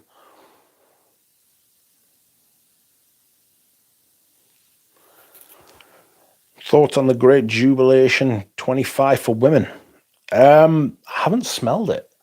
Disgracefully, I think it's on Greggy Boy's site. So after I have smelled Le Male Elixir, Jubilation 40, and the other one I got, which I can't remember, which is disgraceful, I will be doing that video this week. I'll finish up the Darren Allens tomorrow, hopefully. And after that, I'll be doing the 3 I got from Greggy Boy, and then I will start on my next sample set, which I am yet to figure out what I'm going to do. Recently at a wedding, a female friend told me I smelled good and asked what I was wearing. I answered, what your grandfather used to wear. To fast track the conversation was Aramis OG. Nice. Your home would be too interesting for a Les exclusive release? Probably. Yeah. Rude, says Joe. 80 smelled like vanilla, black jelly bean, hot, steamy spa. Think trains. Welcome, Mike V. Rania J, Ambra Loop. Those Rania J's aren't bad, you know, but you don't get, like, they're all 50ml bottles, and there's a couple of them that smell a little bit derivative, you know? Excuse me whilst I hydrate. I'm desperately trying to catch up with the chat, and I'm not succeeding. I doused myself in Shalimar Iris and went to Home Depot right after. I'm not worried, says Silver Panther. Nice. Get them fucking told. That's the best way to do it, like, is definitely just go out there and be like, aha, this is the perfume I am wearing, and you will do fucking nothing. YSL becoming a joke was sad. Yes, YSL was right up there with Chanel and Dior. Brilliant stuff. And then not brilliant stuff. It was the Lanaway de L'Homme flanker debacle that came, you know. There were flankers of flankers of flankers. And then there were like, it was literally like 2007, 8, 9. Lanaway de L'Homme came out in 2009. Jeremy started fucking poking its bum in 2015. And then they seemed to listen to him, and they've just ran themselves into the ground. Space, in my opinion, as exclusives are not meant to be interesting to all. I think all of them are deep dive for their loyal customers. Agree fully, it's about the time, the details, and blending rather than anything else. Evening all, which Hermes is that rich? That is Eau de Hermes in a pewter cap. It's a vintage one. And it is beautiful. I can tell you, it's a lot more, I don't want to say ambery, but it's a lot richer. Oh. And the citrus on the top, it smells hot. It smells like, I don't know if you ever make marmalade or anything like that, but it's got that kind of, it's not marmalade either because it's not orange, but it's got that kind of boiling citrus kind of vibe thing going on.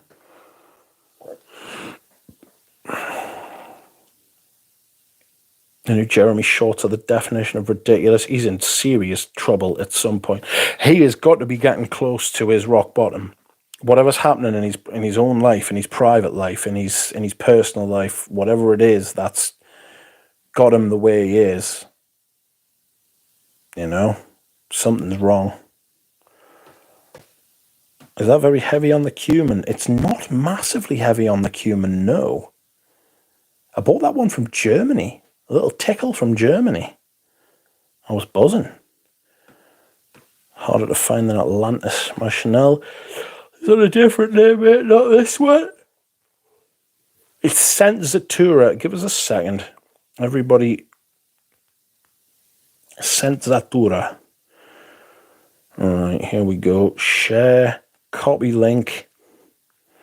I don't get any kickbacks for this. There is Pradeep's channel where he discusses all things perfume, new releases, his perfumes. He's got that outrageously beautiful bottle of Benjoin Bohème. So if you want to subscribe to Pradeep, I would recommend it. I found and enjoyed Pradeep's channel before I knew it was Pradeep. I will send you €5 per subscriber, Duck. Yes, about time. That is a contract.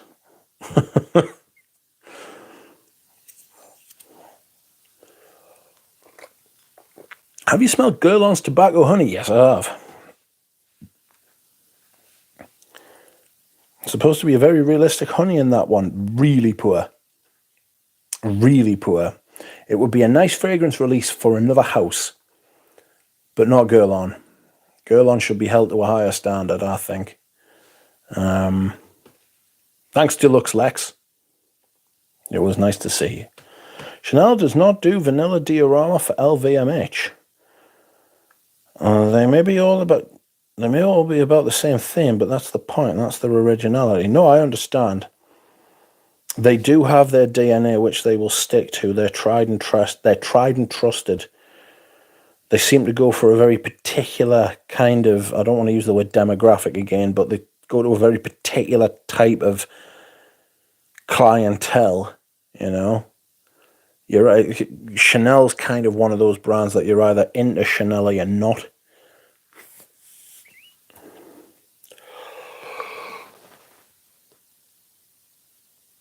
I beg your pardon. Sorry for yawning. Just like a modern young man that only wears Sauvage and the like will smell every perfume from the 80s and say they smell the same, or the old school. Well, that is not a bad point, actually. I like masculines the most. I think that sheepras and leathers are the greatest and most interesting, complex profiles. Love Chiadurusi. Classic Guerlains, number 5. Women's Guerlains, number 5, 1922, even if I don't wear them. Well, I like some of them, even if I don't wear them. I do wear this. Oh my god, I knew that was going to fucking happen.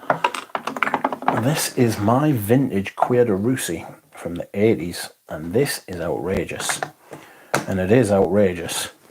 That vanilla in there has taken a turn.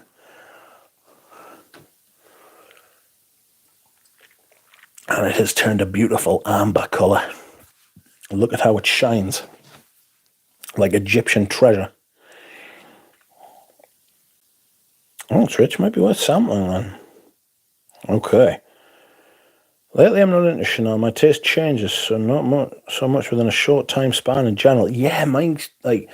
I haven't been wearing many of my vintage perfumes this year, if you've noticed. Not in the autumn and winter collection, anyway. I've been wearing a lot, but then it was my stated aim to wear a lot of ambers, and I've been really enjoying my ambers, you know? I've been really enjoying my ambers. I haven't been wearing many leathers either. Like, I haven't worn Gucci Guilty Absolute very much.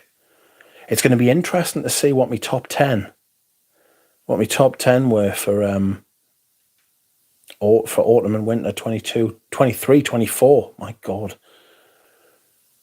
You know? We will see. We will see.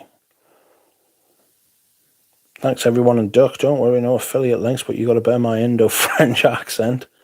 It's quite the hybrid. I just brought a bottle of Mischio's Pistol. Gorgeous stuff, says Nick. I've got the samples up there. I need to do them. Feel was my favourite. What's this house called? Bougie Bougie. I've heard of it, I think. I have heard of it. In passing, but I don't know anything about it. I think I just know that it exists, to be honest.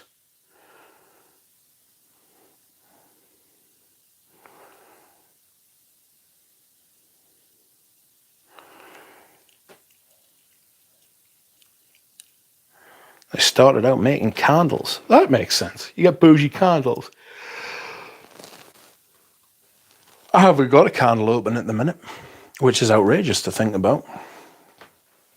I can still smell my nargile and geranium rosa. Geranium rosa is a fabulous candle for the summer.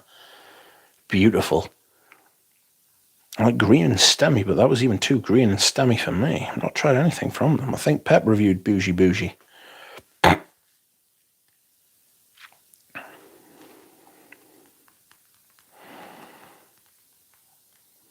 Bougie, bougie, bougie, bougie. Thank God you don't hear that song very much anymore, my God. Excuse me. I've got a sore throat. I've had a sore throat all day. Hope I'm not starting with some fucking outrageous beast. You know what I mean? I could very much do without having an outrageous beast. I've already had a chest infection this year. I refuse to have another one.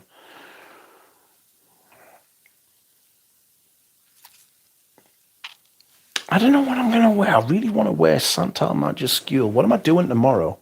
I've got nothing planned. I've got nothing planned tomorrow. What should I do? Should I go to the shops? Should I go out for a burger? That would be nice. Jacob made a top 10 date perfumes. That will be interesting. Jacob's perfume videos are interesting, very much so. Kind of watch Jacob. I don't watch as much YouTube in general now, to be honest. I always catch his stream, a bit of it anyway. But I I'm not watching as much YouTube in general as I used to. Not fragrance YouTube especially, which is a shame. You know? Like, I don't know if I feel like I'm letting the side down by not watching as much perfume content as I should. Jiraja, Rich, what does your mum think of your fragrance hobby? Wishing her and you good health. Thank you, Jiraja. I'm wishing you good health as well. I hope you are well, and it is nice to see you. What does my mum think of my fragrance collection? I think she thinks I'm slightly insane. But she also knows that I've had worse habits. You know? So it's not so bad. I think she's more angry, or she is less impressed about the fact that I'm using the bureau for perfume instead of using it for letters and documents and stuff like that. But I think she's quite all right with the fact that I've got a hobby, you know, and that I've got something I love and doing all that kind of thing, and it's not getting in trouble, you know. The term green is so vague and subjective, though. To me, green is Eau de Campagna, Loewe Essentia, Basil Womo, and for other people, it's Aramis OG. It is. It's a very broad spectrum, isn't it? I barely watch 3 channels, says Proddy. I mean, there's so many. Everybody's trying to sell you stuff all the time, and it's like, oh, I feel attacked. Do you know what I mean? I feel attacked. Like, I can't relax around these people. I can't just sit and like imbibe some information. I'm big on learning about stuff. But when somebody's trying to sell you things, when you're trying to learn, like it's sort of like, it's, how do I want to put it? It's sort of like, it's dissonance. It's slightly schizophrenic. Like, you'd be sitting there and you'd be like, oh yeah, it smells like this, it smells like that. That's interesting. I wonder if, and then they're like, yeah, you can buy it here. Use my code. And it's like, do you know what I mean? It's like, where did that come from? Stop it. It's like, I'm very fortunate now because my local department store knows who I am and they don't try and push stuff onto us. You know, a couple of the new salespeople will be like, hello, would you like to try this? And I'm like, yeah, I've got like 4 backups of it, mate. Do you know what I mean? That awkward conversation, which I am sure almost all of you will have had, where you walk into the store and you know more about perfume than the salespeople, because to be fair for them, it's a job, you know? Maybe they have more fragrance knowledge than the average person, but at the same time, they're trying to make some fucking money off you.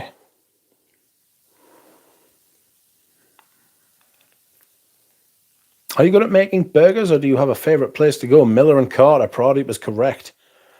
I think when you start to create videos, you start to watch less. I think you might be right.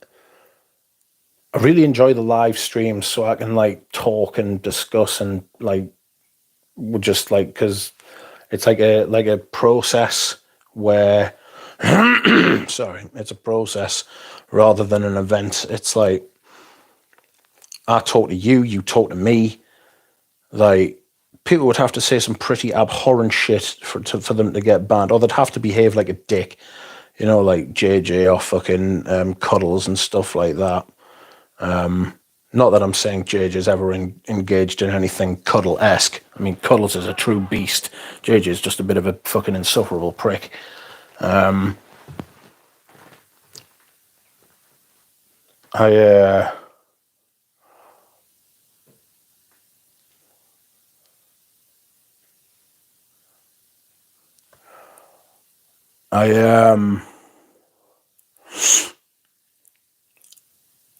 so just like talking to people and stuff like that, I find really interesting.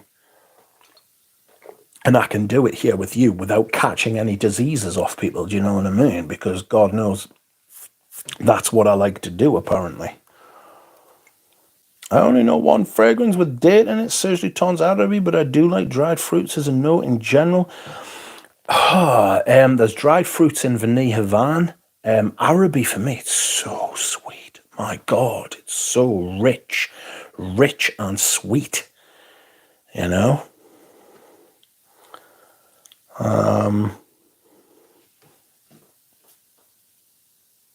That's a good call for Phil, but yeah, an expensive one's based out. My favourite line from salespeople is, if you want it more concentrated, we have the ADP. And you answer that it's a completely different fragrance, and the argument begins. Yeah, getting into disagreements with the salespeople who think they know more than you. It's like, oh God, no, you don't, please. Unless you're a genuine fucking fragrance enthusiast, which you can usually tell at some point with the people. You know, when you can see,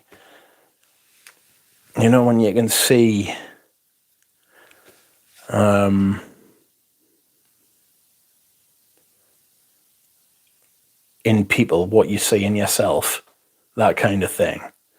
And little signs they'll give off. I gave a double cheeseburger to a homeless guy today I made, just the way I like it, but thought he might enjoy it more. He probably appreciated it a lot more. Yes. I mean, to be fair, if you gave me a burger just the way you liked it, I'd appreciate it. You know? Whenever I go, essays in France spray heavy ambers and woods, give a strange look when I pick up florals. Oh, if somebody sprayed that and shoved it in my face, or even worse, on my skin, that'd be fucking... Well, I don't want to say they'd be fucking murders, but I'd seriously consider it. I'd be thinking about it, you know? I'd be thinking about it. I'd be like, you motherfucker, you are a bad person. You have just sprayed me with the worst shit, which will last for days. Oh. Hello, Sandra. How are you? Cuddles-esque. Stop being so Cuddles-esque, you fucking perv. Yes. Cuddlism. I like my burgers veggie. You wouldn't like it. I don't know. I like a veggie burger. Quorn used to do a decent veggie burger, I thought, when I was younger. I thought I would hate it as well, but I quite enjoyed it. Yeah. I'm not so against veggie burgers, you know. I like an onion bhaji, which for some reason always reminds us of like veggie burgers and stuff, because it's essentially fried fucking vegetables. But I like the good sauce. I like a creamy mint sauce, with a little bit of cucumber in and stuff like that. Whoa. Had an Indians last Tuesday. I got a madras and got this onion bhaji with these vegetable samosa. Oh, it was better than the curry, man. It was really nice, actually. Yesterday I watched Showgirls. What an awful movie. Awful. Absolutely appalling. The girl in it is quite striking, though. She's not like the most beautiful girl in the world, but she's like, there's something very particular about her that you think, yes. When I was in Stockholm last week, the lady in the counter said that Egoist and Buono Desil is nothing alike. I was like, you think so? I don't think they're as closely related as what a lot of people do, but they're definitely related to each other, you know?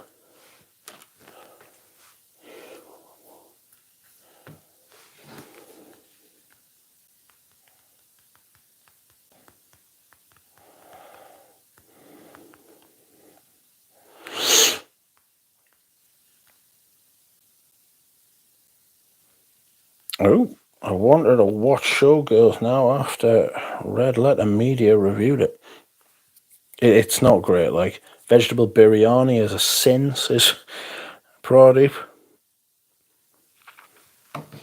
There's a lot of spice and there's a lot of flavour and texture in Indian food, and being British and Northern, I'm kind of like, wow, there's a lot going on, you know? Our food's atrocious, to be fair.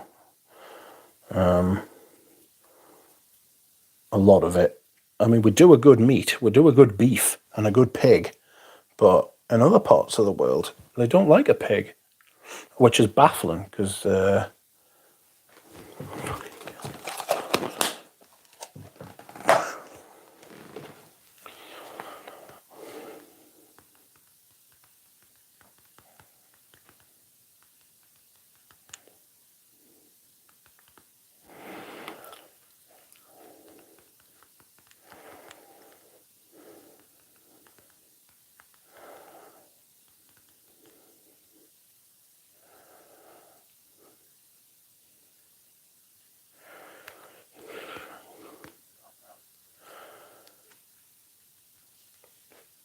Beyond is a good brand.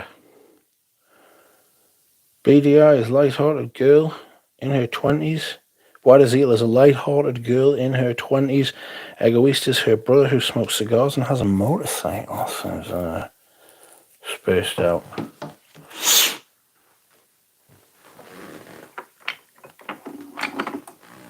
Egoist cologne cost. I haven't spoken to Stuart Mabe in a while. He did set me up with that. Serge Tonhall, for which I am eternally grateful. But I know he's unavailable at some times. So Lily, what? Lily does not like Egoist. That is sad to see. It's upsetting. You know? How will I sleep tonight?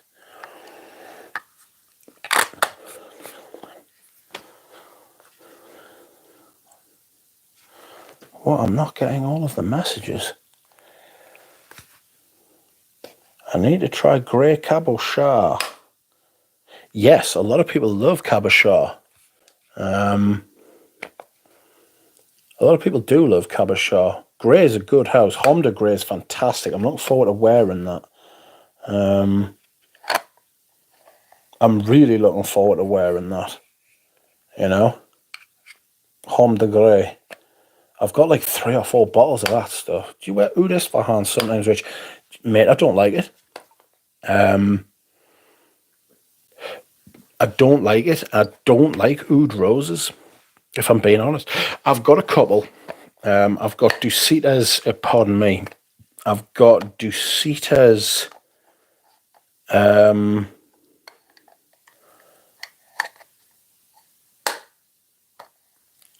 I've got Ducita's, oh fuck me, what's it called? It's right there, I can see it. Ducita, which one are you? The Oud Rose one. Which one are you? Come now. Oh, fuck off. The lid's come off. Bastard. Monterey. I would never have got that. And it's got this kind of breath accord to it that I'm just not interested in. I really like the way it smells, but I never wear it, like, which is very sad. Because I think it's good. It's well made. There's a lot of people who don't believe that she's the perfumer, including myself. And that she is, in fact, the creative director, a la Roger Derv, or Roger Bird, as his name actually is.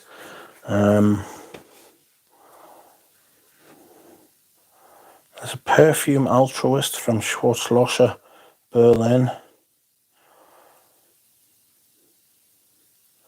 I only like Rose d'Araby. It's very easy to wear West Nude, Rose and Vanillic.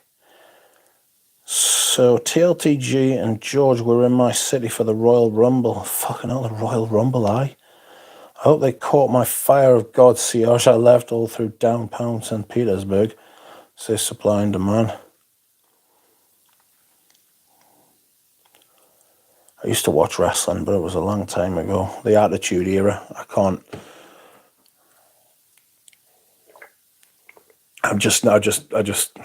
don't want to say I grew out of it because it's patronizing to people who still love it. That's not what I mean, but I kind of just got over it, like.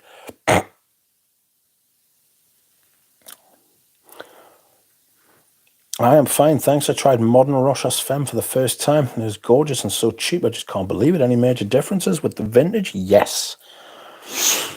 Massive differences.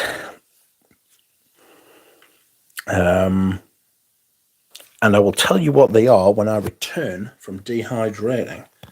Please hold. Oh, goodness, she huff.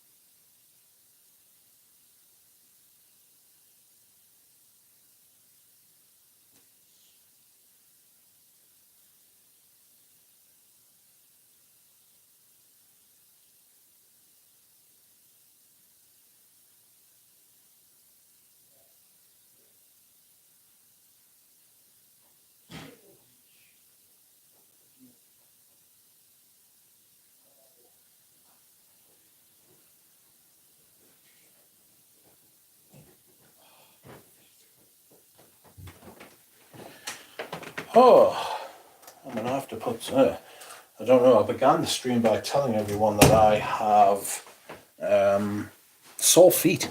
And the doctor gave me some ibuprofen gel. So I intend to put some of that on before I go to sleep.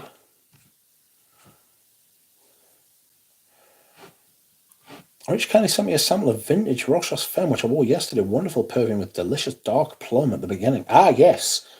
That is what I was going to say. I listened to the older Kings of Leon albums recently because you spoke so highly of him, because of the Times was so good. Absolutely. Because of the Times, the black cover. Arizona is one of my favourite ever songs. Just a time, a place, and a certain girl. What a tune. It's a totally different, that was a lifetime away, that.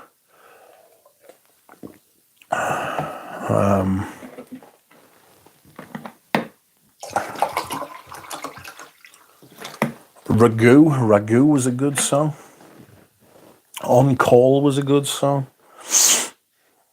Hermes Oud might come in handy. Have you tried it? Oh, you have tried it? You thought it was well, you didn't say it was shit, but it wasn't anything groundbreaking. Black Thumbnail was the shit. Eugene's got a black thumbnail. There's vintage Grey Pour Arm as well. I don't read the Vince McMahon. Yeah, fuck Vince McMahon. He's always been a terrible bastard. The amount of people that have, like, enabled, like, the word enabled gets used by a lot of people who are like, Me Too and all of that kind of thing. But the amount of people who have let him get away with the amount of shit that he's been allowed to get away with. Somebody should have thrown him off an aeroplane or something at this point. He was a terrible, terrible man. Absolutely fucking awful. The Rock is overexposed to... Yeah, I'm sick of that fucker. Carbashort ADT is a green aquatic freshing new formulation with some Nivea cream in the dry down. But Utes, have you ever smelled... Oh no. That was nearly an absolute disaster there. Have you ever smelled Nivea cream? There's some genuine Nivea cream for you, mate. You can't go wrong. The Rock wants to be president next. Well, I mean, at least he's not old and stupid like the fuckers that we've got at the minute. You know what I mean? I say we, it's not my president, but they have such an effect. Oh my God. Sorry, at least he's not old and fucking ridiculous, and he could be president. But I don't know whether film stars should be president or whether celebrities should be. It should be people who are good at administrating. You know what I mean? I did like Fragrance Apprentice's channel before 2020. His reviews are really creative. George genuinely adds value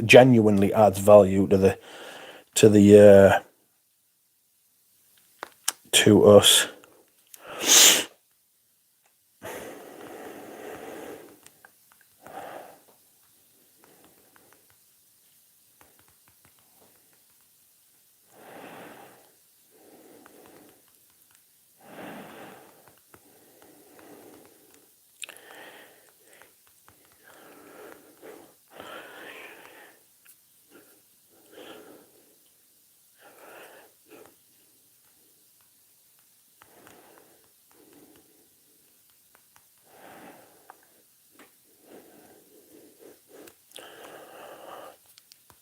Wow, the colour of the fucking stream's gone a bit fucking crazy, hasn't it? Like some kind of golden hue. My favourite one is Citra Le Sillage Blanc and Anamcara. I have Parfum de Toilette of Roche Asphalt. Yes, I was going to talk about this. I've got the Parfum de Toilette as well. Old George in Florida visiting Jeremy, eh? Apparently, he's doing the Royal Rumble, isn't he? Oh, well, John, this is luscious to my black head. There's a lot more clove in the old one, and there's more cumin in the new one. The cumin makes it much more warm and spicy, and the plum in the vintage one. And there's oak moss as well. Looks like the Hollywood Mexican filter. Yes, it does. Why is it doing that? What's happened there? Is it because I've got this white bottle out? It could be, you know. Move that. There it is. Outrageous. Da-da. Da-da. Crazy. Nivea cream. Really nice fragrance. That would be the perfect fragrance to wear for a hospital visit. That's Eugene said, no need to get a sample of that product. Was it similar to Rochas Firm? Happy. Welcome, Anuj. How are you? Anuj is here. Thank God. At last. It is nice to see you. I hope you are well. Anuj sending me a purple gem. Or like an emerald. I tried the current from Rochas and I didn't like it. Unfortunately, they had the odd idea to add cumin, which doesn't often agree with me. No, cumin hates me. Makes it smell like I need a wash. I saw Kings of Leon when they opened for the Strokes back in 2003. They're a good live band. They're a good live band, as I remember. I saw them. Do you know when they released Only by the Night, the one with Sex on Fire, and they became like the biggest band in the world for like a couple of years? I saw them on that tour at their very fucking peak, and it was the best gig I've ever seen. The guy can genuinely sing. The band can genuinely play. It was only spoiled by taking a girl to see it. I should have taken a mate to see it. I didn't realize how good it was going to be. Nobody sat down. I was in the stands where the seats were. Strangely enough, why do they call them the stands when they've got seats in anyway? And everybody around was just singing, drinking, and standing. People were dancing. It was the best gig I've seen ever. I had tonsillitis and I still went. I was like, I'm not fucking missing this. I don't give a fuck.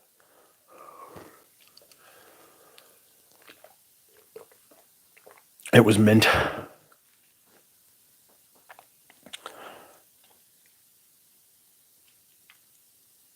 Hello, the great Anuj, says Spaced Out. Just wait until you get the parcel, says Anuj. I blame the Knees 10 and your Queer Rusi, says Joe. What do you blame them for? I'm thinking of taking the plunge, going to find a decant of Balenciaga pour home. See if Anuj has got any. Anuj would sell you some. Maybe she would just give you some. I'm thinking of taking the plunge. Oh, sorry, I read that. Scent of the day is a Riesler Doris Queer Rusi. Just a little bit goes a long way. I take the risk and put it on skin, but it only takes a very minor amount, says John. Well, if that birch tar does give you some kind of evil, if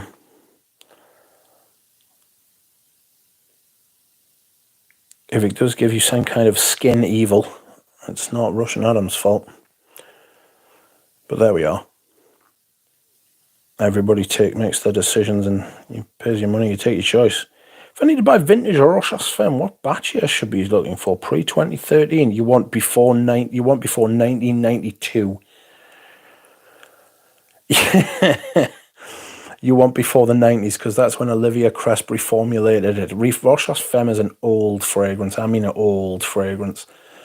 And the Oak Moss ban came in the early 90s, and they had to change it up. Beg your pardon. They had to change it up, and the reformulation was done by Olivia Cresp of Angel fame and Acro fame and many, many, many, many other fragrance fames. But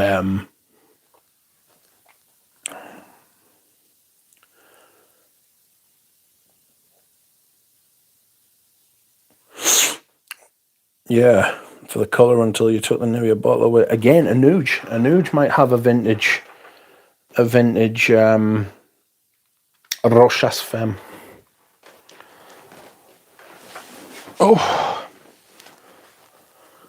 Cresp added the cumin, the rascal. He just threw it in just to throw us off, didn't he? Do you know what I mean? Adam gave clear and fair warning, says John. Yes, to be fair, you're right, and it's on you, and it is. It's literally on you. You spray it on yourself, and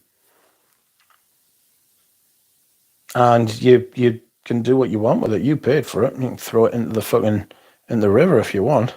Well, I wouldn't do that actually. You'd probably get in trouble, but you know what I mean. No issues whatsoever thus far. Give it a few years. It's like smoking a cigarette. You smoke a cigarette and you're like, whoa, well, I haven't got cancer. You know what I mean? But birch tar, unrectified birch tar. It's absolute madness that he put that in and then told people, spray it on skin. Don't spray it on skin. It's madness that he just said, this could give you cancer. Don't spray it on skin. To be fair, he is trusting people to make their own choices and decisions, which I'm all for, you know. I'll be honest, I didn't think it was that good. But then again, it's not my style of perfume, though.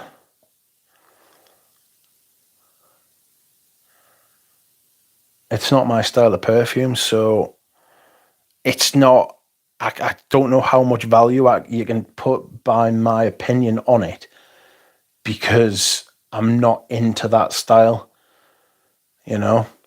Try it for yourself. I will always say, try it for yourself. It's your nose.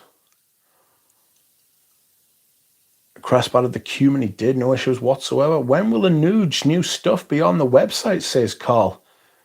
Anuj, people are clamoring. I get questions like this and emails and messages from people all the time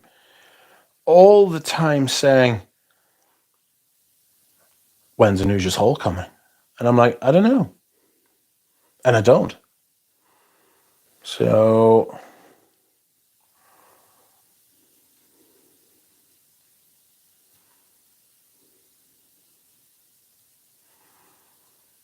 we will see. It's excitement, though, and it's building. I'm excited. You're excited. We are excited. It's exciting times.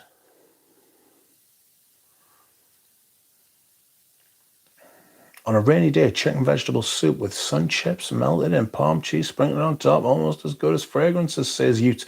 I had some soup today. I think it was vegetable and lentil. I think my favourite kind of soup these days is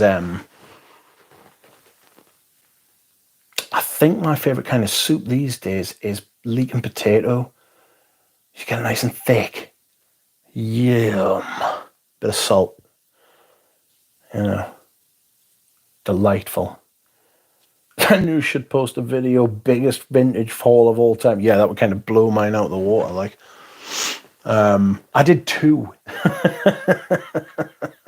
I did two. I get into lentils. Yeah, I quite like lentil soup. Lentil and vegetables, really good. Lentil and bacon soup. Bacon and lentil soup's really nice. I do like a good soup because what you can do is you can even put stuff that you don't like in it to get it in you. Do you know what I mean? Which is the best way to get vegetables into me, because vegetables taste like arse, in my opinion. They taste like bad arse. So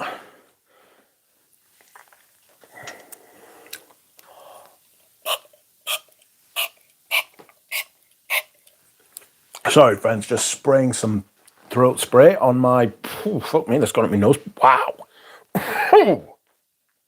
Oh, it's a good thing I like mint. That was extremely fragrant. Vegetables taste like the sun. No, they taste like arse. That's good too.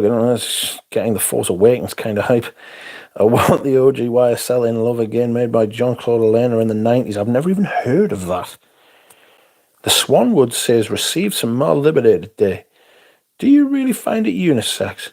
The opener is pretty floral off the bat. I guess some skin time is warranted to see how it evolves. Oh, I think it's really fucking. I think it's really, really unisex. I think it's amazing. It's got that nutmeg in it. I think the nutmeg. I mean, obviously the lavender helps, you know, but the nutmeg gives it this kind of masculine. The nutmeg gives it this kind of masculine association, because nutmeg's in a lot of masculine fragrances, and the nutmeg in More Liberty gives it this kind of strength, this kind of, it's like a beard. Do you know what I mean? It presents a masculine front. Yeah, Anuj has some Rochas Femme on his website. Bye. I got mine. I got mine from Anuj, and I've got a few different kinds as well. I love it, and I really should wear it more, so I think I'll try and wear that this week. I'm going to be more kind of... So I wore Antaeus today. I'd like to wear Mikasa. I'd like to wear Narciso Rodriguez for him. I'd like to wear Costume National Homme. I'd like to wear Rochas Femme. I would like to wear maybe Arso or Patchouli by Parfum and Roma, and I'd like to wear Cologne Concentrate as well. The throat goth is the throat gotha. Gotha's brilliant.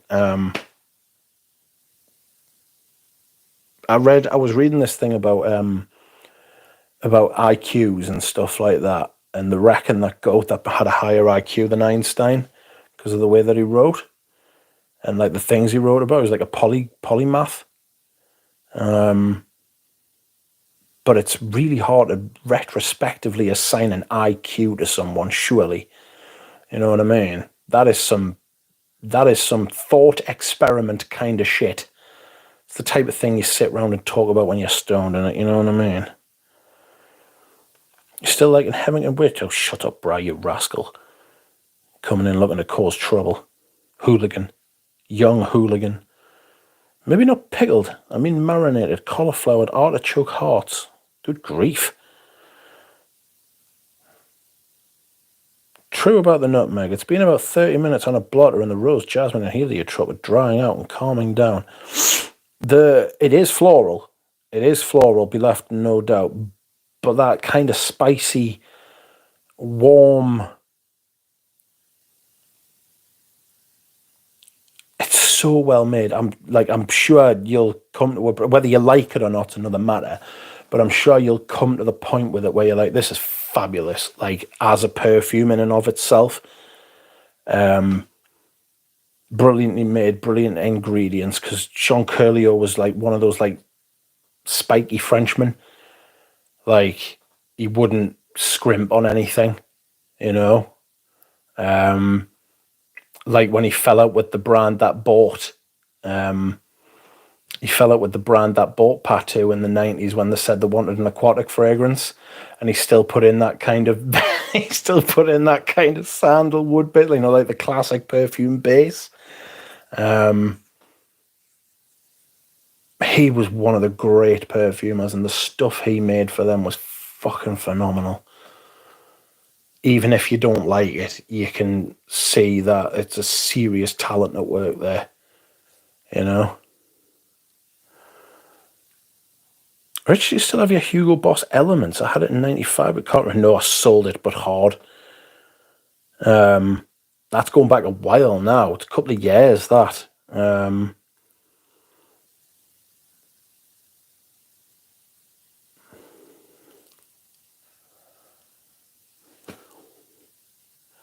Nutmeg is for Bob says, nutmeg is for men's fragrance in general, in my opinion. That is because it was ever thus. It can be used in female fragrance as, I mean, Mal Liberté isn't marketed towards women or anything. It's like what we were talking about earlier. It's just a unisex fragrance. Didn't even have unisex on it. It's just a fragrance. Buy it if you like it. Don't if you don't. You know what I mean? Really? Do you like olive tapenade on your deli sandwiches, dear Barbara?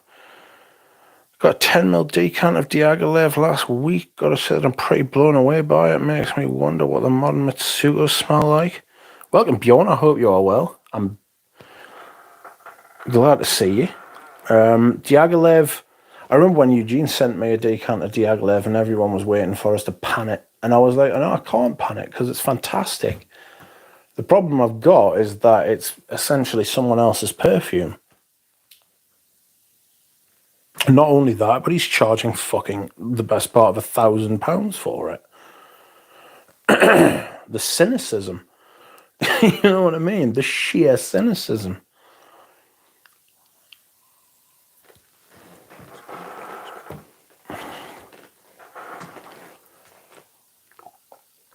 I beg your pardon.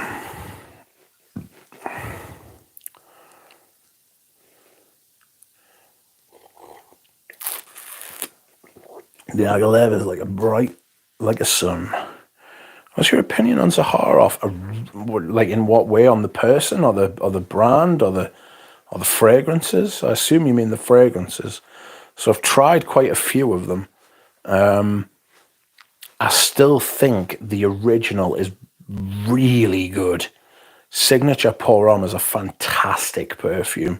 I'm not so big on the other ones. Thought the sandalwood one was quite nice, but it made me tongue go numb for some reason, which is a very strange thing to say about a perfume, but that's what happened. Wasn't overly impressed with the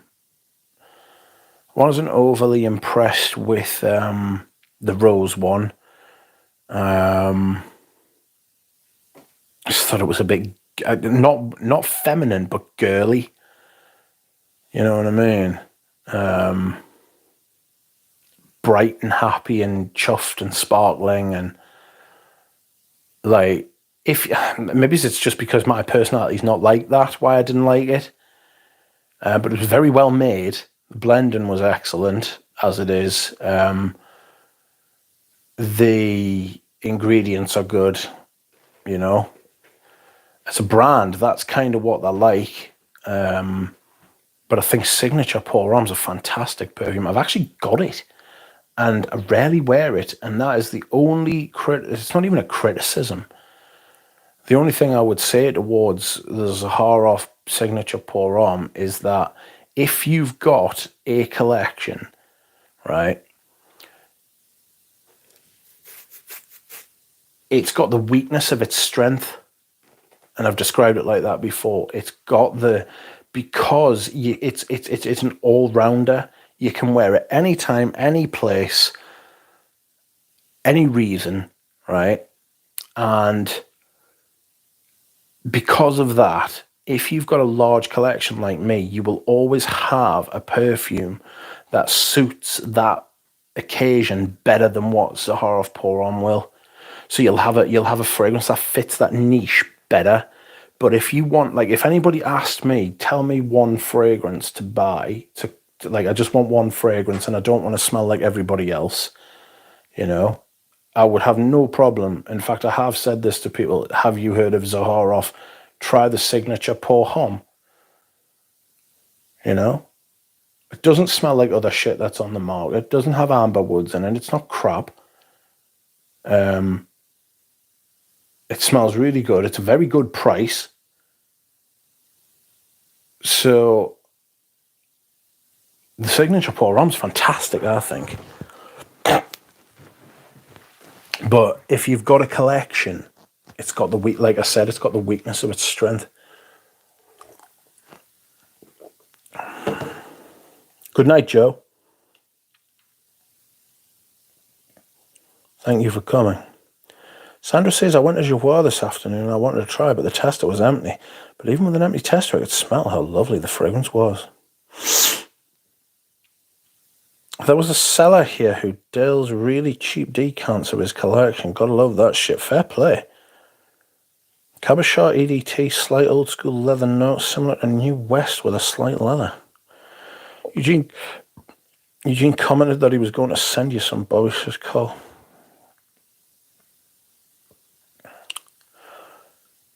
Oh. Well, friends, it's been 3 hours. I apologise for the political talk. I don't know. Sometimes it gets in. You know, I like to come here and talk about fragrance. That's not anybody else's fault. That's like my opinion and what I say. You know what I mean? I'm responsible for what I say and do. Fucking hell. But 3 hours. I enjoyed my stream tonight. And that's it. Thank you very much for watching, everybody. And I will see you all again soon. Good night.